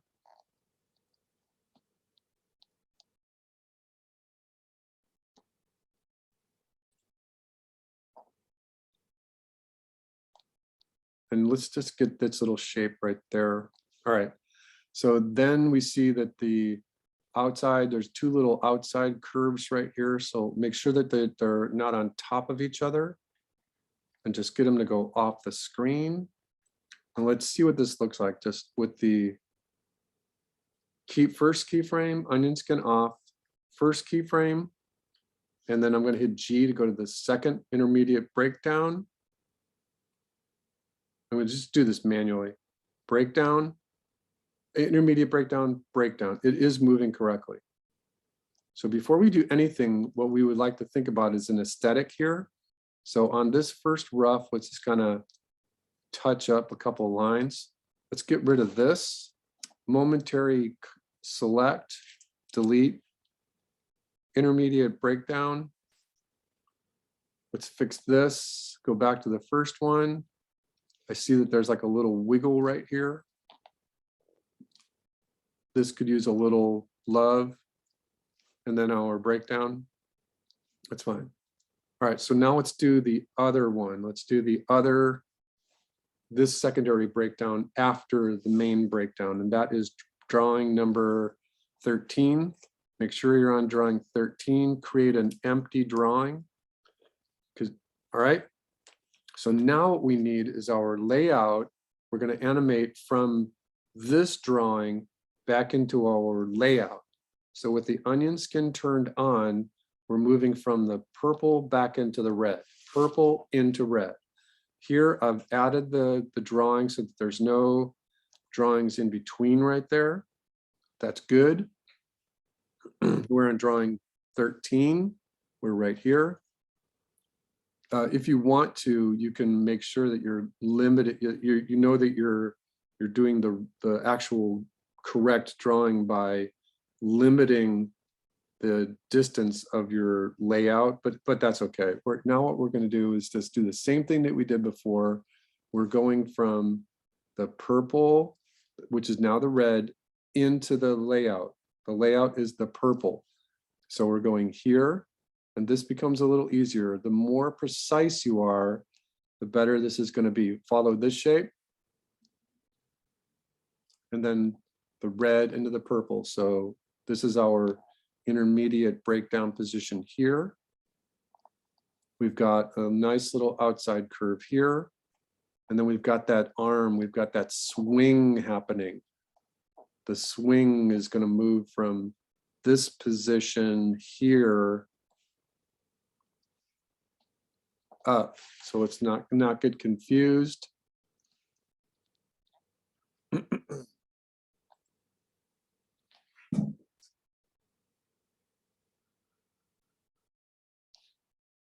Again, it's a little hard talking and drawing at the same time. I think that what I've done is either drawn two shapes on the wrong layer. No, I'm okay. I got this purple thing working and it's just confusing my eyes just a little bit. All right, so let me shut up while I'm drawing here. This swing, this little arm becomes this. So I'm going to animate this arc over to here, and I can see that it's going to have to catch up to itself like that. All right, now let's do the bottom.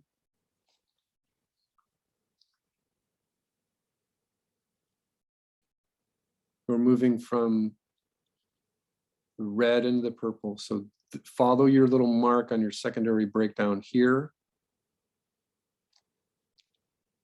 And then make sure that the lines don't overlap. Connect your moving hold. This little shape right here is going to move upward. So you're doing your secondary breakdown. Right? Again, we could just do the F key, go back to this drawing, make sure it's working. Turn your layout off.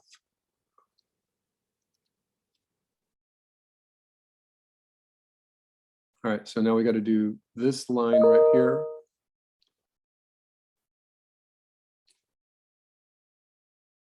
This is the act of like digital flipping, turning your layout on and back off again. All right, so something funky is happening right here. Hold on one second.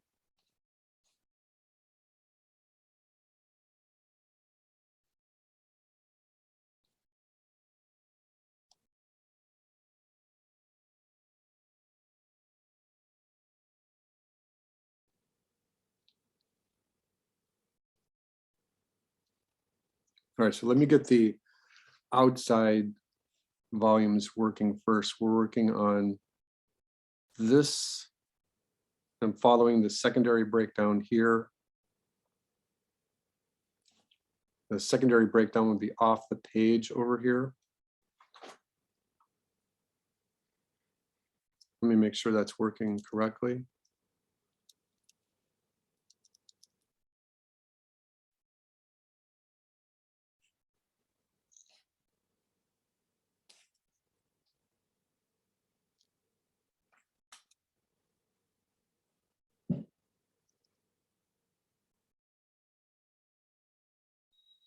What I'm doing right now is just looking at those first 4 drawings, just to make sure that they're not going backwards.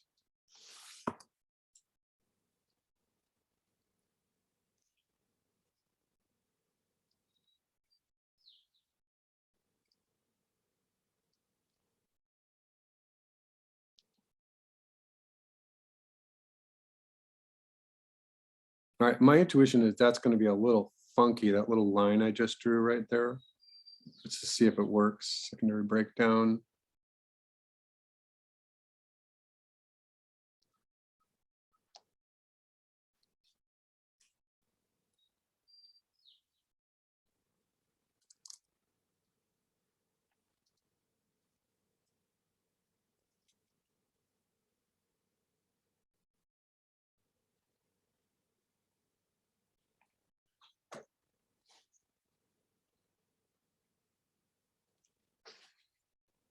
All right, I'm going to turn my layout off. I'm going to look at the drawing that I just did. I can see that there's some parts missing. So we need this swing right here. Let me just check this.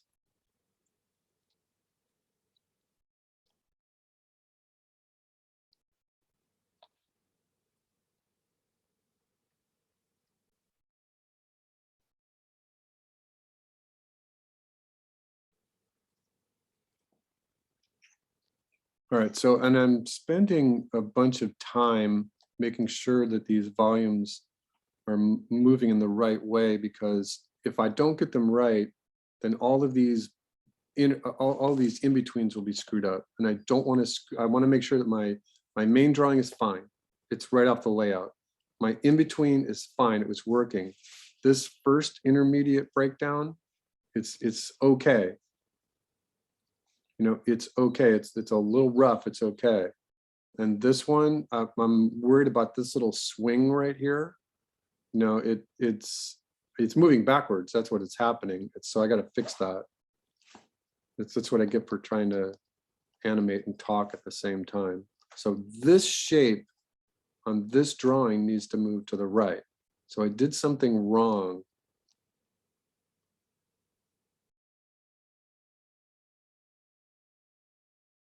Yeah, on this drawing here. So let me figure out what I did. Give me 2 minutes to figure out what I did.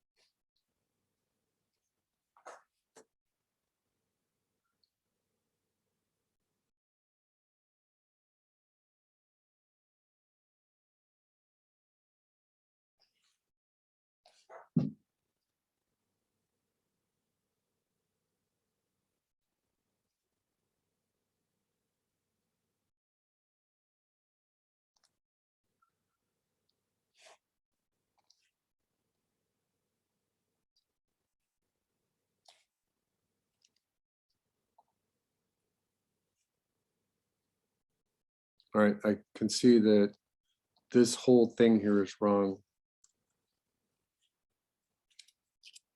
And the trick is just knowing how to proceed correctly. So remember that from our layout, and we're doing the intermediate, so we're skipping the in-betweens. So everything's got to be moving a ½ an inch, and then we skip to the right, it moves just a little faster. So just knowing that, we've got to take this shape right here and get it to move to the right. So this shape needs to move to the right, and it's going backwards. So this is incorrect as well. It's good to know how to see what's wrong so that you can fix it. So once again, I think that you're just going to take outside, small, outside, small, outside, and move it to the right just a little bit. So if we just turn our onion skin on, you're going to outside, small, outside, small.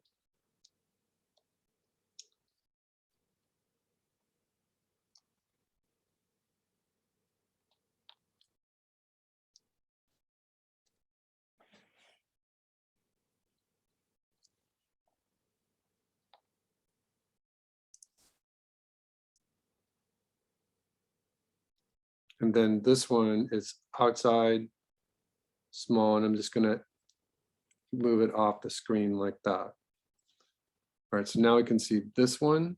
Let's take our onion skin back off again. So first keyframe, second keyframe is moving up. This volume is moving up. So let's just look at it one bit at a time. That's moving correct. So the top is moving correctly. The bottom, just took the bottom. So we're looking at these two little nodes moving to the right and to the right and to the right and down and catching back up to the first keyframe. All right, so now the next tricky drawing is drawing 15, I'm sorry.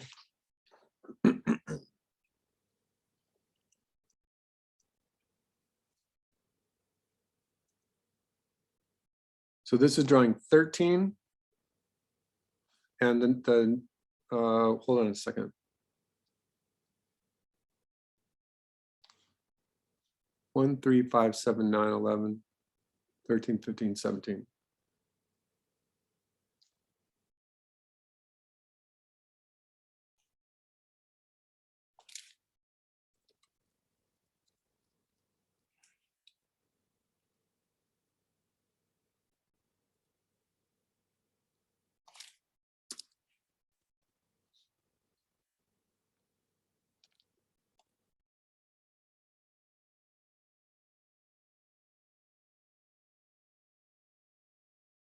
All right, so it's moving way too fast, but I can see that the volumes are moving correctly. What I'm going to do right now is just spend a moment getting these little interior holes in the right place. So I'm going to go from my first keyframe to the second keyframe and draw that little hole. And I'm going to draw it on this one, little hole. I'll turn my onion skin back on. And on the second intermediate breakdown,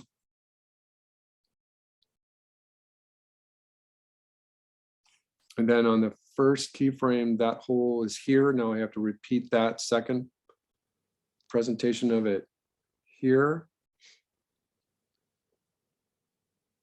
He's going to move into that position eventually. So here and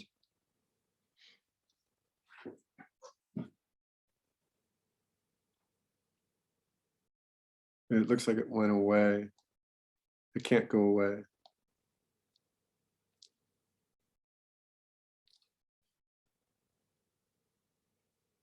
Yeah, that last one I drew is in the wrong place. Hold on.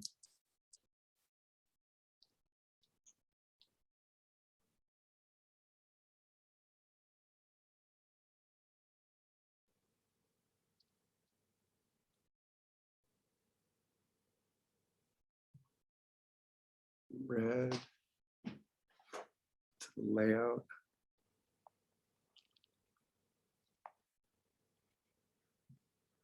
All right, so I'm missing a hole here. Let me make sure that that hole is in the right place.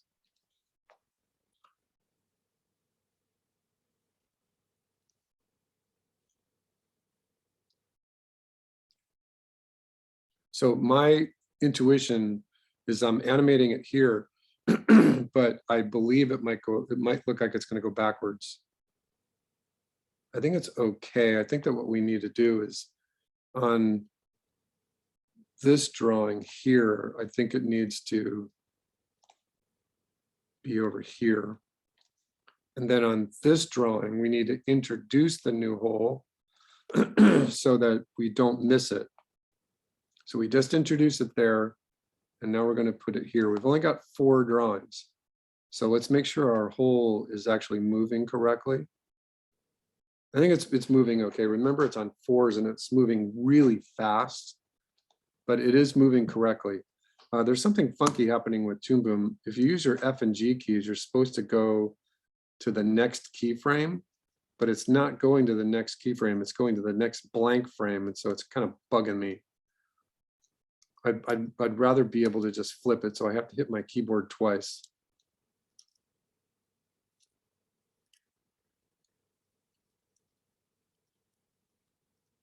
I'm just making sure that all the arcs are moving correctly.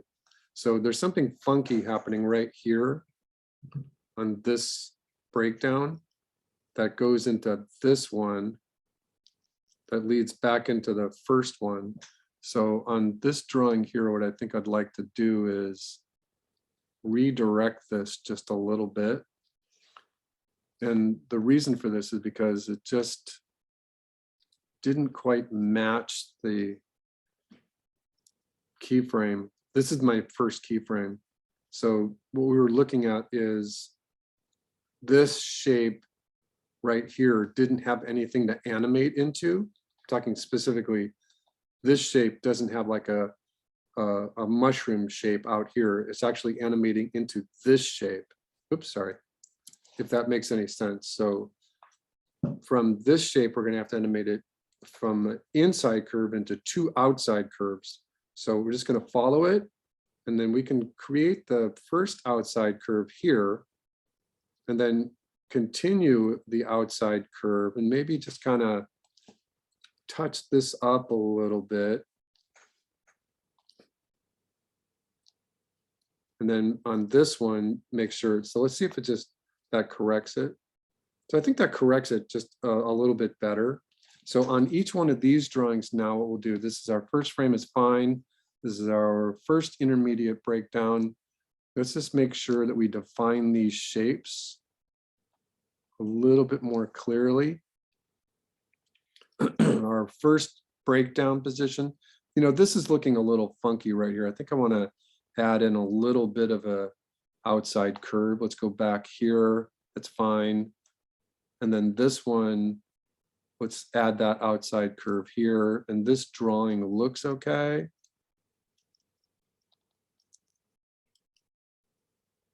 And let us trim this little bit off right here and this little bit off. All right, let's play it one more time. All right, I think it's moving okay. So now the trick is doing drawings 3, drawing 7, drawing 11, and then animating drawing 15 back into the main keyframe. All right, so we've spent a good deal of time making sure that these 4 drawings work. Drawing 1, our primary keyframe is fine. Our intermediate breakdown is fine. It's fine, it's okay. Oops. And then our first intermediate breakdown could use a little love. Our second intermediate breakdown could use a little love.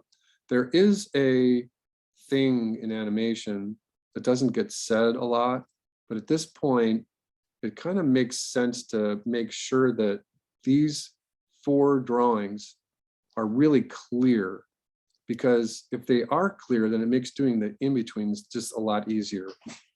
And I think that that's why I spent time making sure. I spent a good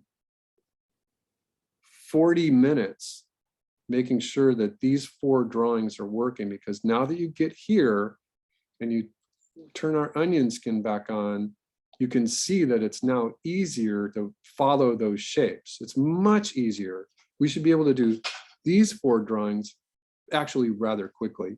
So we're doing this intermediate breakdown here. So let's just do this.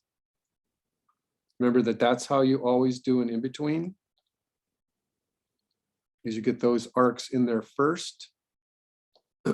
So we're doing this one, so that arc is here. Just do those arcs first so you know they're working correctly. That's the way it works. They have to meet the arc of motion like that.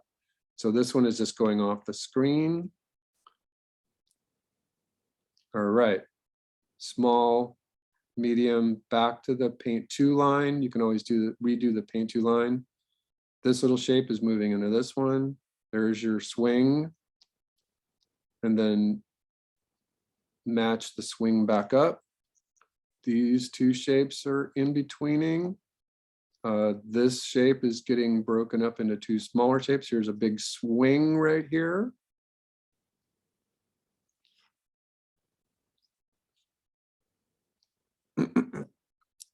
Keyframe, drawing I'm working on, the next keyframe.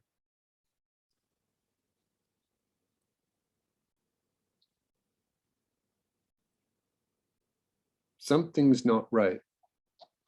This looked right, but I think I might have been talking too much. Let me figure this part out. This should have been easy. Hold on a second.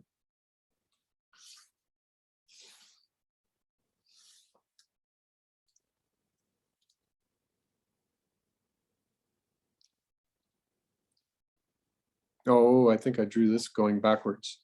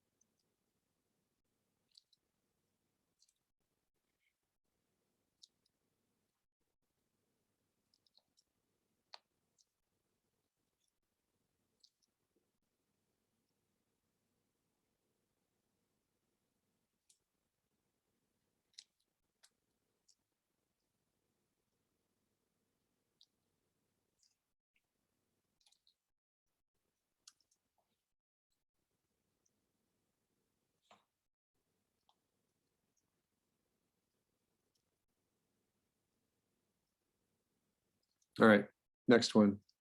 So now we're moving again from, I'm going to limit my onion skin to just see the drawing before and the drawing after. And you know, if you're working in Toon Boom, sometimes the little handles have a mind of their own. All right, so now I should just be seeing the drawing before and the drawing after. I'm going to turn my layout off just so I'm not confused. And I'm going to just in between this first, this second. So this point goes to this point. Oops, hold on, it's a crappy line. All right, then here, and then this shape. Connect it back to the volcano. These 2 shapes, these 2 outside curves, the hole, the hole, the hole. This shape is pluming up into that bigger one and then going off the screen. These 2 shapes are in betweening that little shape. And then this is the thing that we corrected. This is that little mushroom shape becoming outside shape. So it's like something's exploding in there. All right, the hole moving. Oops, hold on, I did that backwards. All right, so now let's just look at the first keyframe, make sure things are moving correctly. It looks like I missed some lines on this drawing.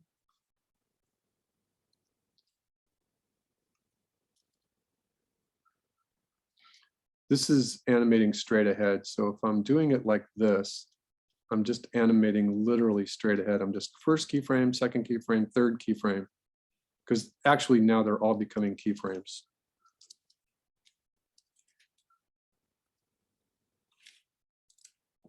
And you can see that I'm doing something funky down here where Toon Boom is misbehaving. It's not doing the fill-ins correctly, but that's okay. I'm just doing it manually. All right, so this hole is not in the right place, or I'm missing that hole. So let's get that little hole to move correctly. And I know it looks a little messy, but we're doing the right thing.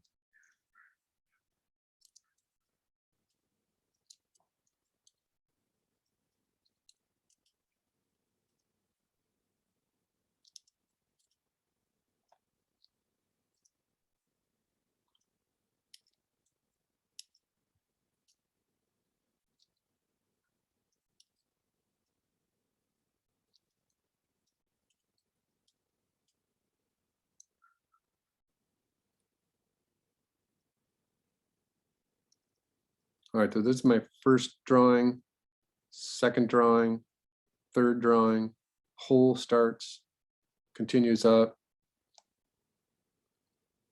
This is my 9 drawing. This is my first breakdown, so that's why it's darker, it's clean. And this drawing is empty right now, so let's do that one. This shape, you can see it. This shape, you can see it. These 2 shapes. These 2 shapes. This shape here.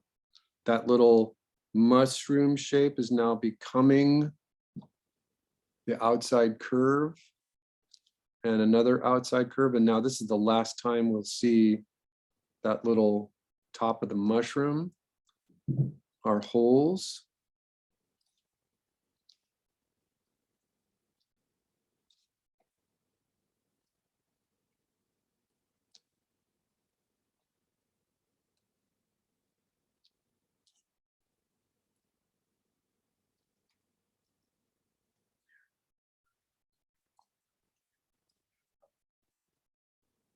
All right, once again, we're just going to animate this part straight ahead. So we're going to just get this shape moving, outside curve, small, outside curve, small. We're going to turn our onion skin back on. And you know what? I just want to see something. I want to make sure I was drawing on the right drawing. Okay, that's good. Onion skin back on. So now we're going to just make sure that our moving hold is correctly and that the shapes that we're drawing for the smoke coming out of the volcano are not overlapping each other, because that would stall the movement and you don't want to stall the movement. All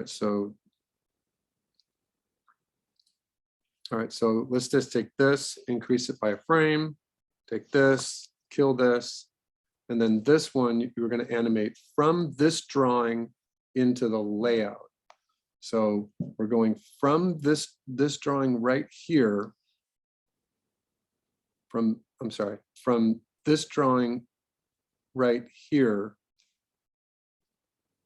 I'm turning my onion skin off. From this drawing into the layout. Right? So you just see that. That's what you're doing. You're animating from there into the layout. And you got to get this in between correct in order to make sure everything is going to work correctly. All right, so there's no drawing right here yet. Let's turn our onion skin back on. And we're just saying we're drawing from this drawing right here into the layout. All right, so from here, we're just going to put a mark on the page, and the layout, we'll just make sure that is our layout. So on this drawing number 15, we're going to do this shape first. We're going to do this. We're going to start animating that little swing in there. This is coming up. That's our moving hold. All right, and then this shape right here is going to have to become that little mushroom shape that we were just fighting with.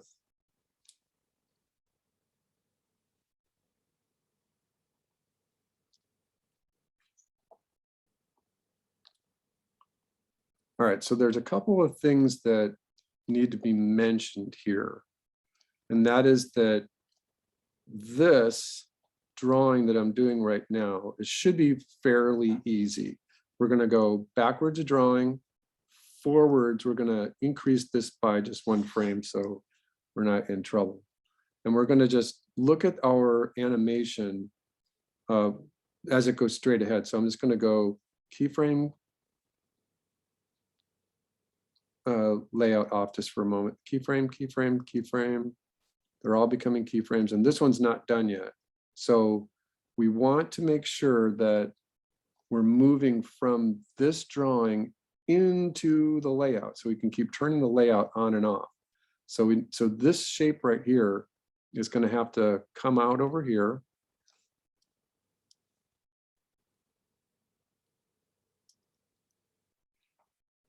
And it's going to have to animate into this position, so we can very easily just go outside shape, outside shape. All right, and then turn our layout back off again. And by now our hands have memory. So we're just animating from this into the first drawing.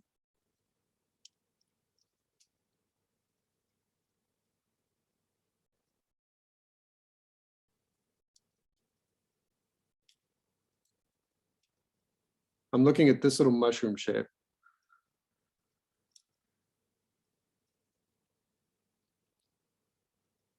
I like that. I like this little fix I just did right there. So it's moving down quite a bit faster than what I had intended, but that's okay. And then it just comes out. Okay, good. So let's look at this at loop. And everything is moving to the right. Everything is moving to the right. That's good. We still need to fix or add in the little holes here. So on this drawing here, this hole moves a little bit to the right. This hole moves a little bit to the right. This hole is going to move a little bit to the right. Play it. Just make sure it's not moving backwards. It's okay. In my mind, I think I like the little plume happening here. I think it's working pretty well. What I need to do is fix the timing. So what I'm going to do is I know for a fact that this timing of 16 drawings, 16 frames, 8 drawings on 2s is way too fast. So I'm going to take my layout, I'm going to turn it back on, and I'm going to take my layout and take it out to frame 32. So now this is frame 32, and then everything would be on 4s. So I'm just going to take this and hit my plus key twice for each one of the keyframes.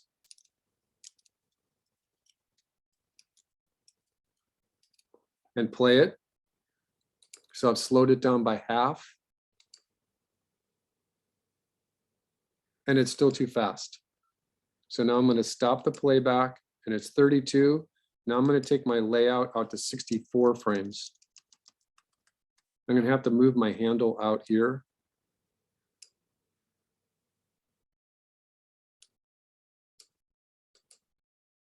I'm on frame 64. All the way out to frame 64, and then put this on 8s. 1, 2, 3, 4.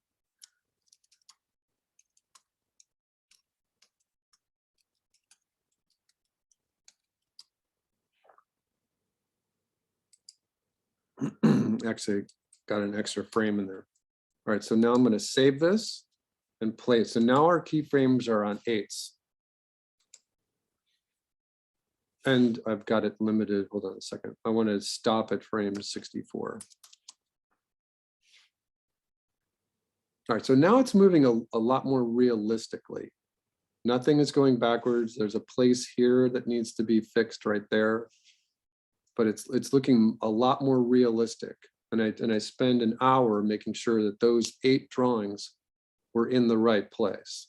Technically, I would want to touch up these drawings and make sure that they all look good, that they're paintable shapes, that this moving hold is moving okay. And then I'll go back in here and put each one of these drawings on 4s, at least on 4s, by clicking in here and just saying adding an empty drawing. Just create an empty drawing. So that's how you get the smoke to work. Let's reiterate just a couple of things with our layout. And that is that you are going to not get in trouble as long as you remember that this is a volume. This is your main keyframe volume, these 2 shapes. They're moving into this shape right here on this arc. And then those are moving into this keyframe position. And they're moving up. And then the bottom, it's starting from the volcano here and moving into this. It's a volume moving into this as a volume. And then it's moving off the screen as a bigger volume. The shape is pluming out. So get your layout correct. This shape right here is good. This little U shape, because it's here and it animated off the screen very well. But from our layout, we had a problem because this mushroom shape changed, because look, it's right to the right of the keyframe. This changed from this mushroom shape into this little W shape. And that was a tricky thing to get the breakdown working.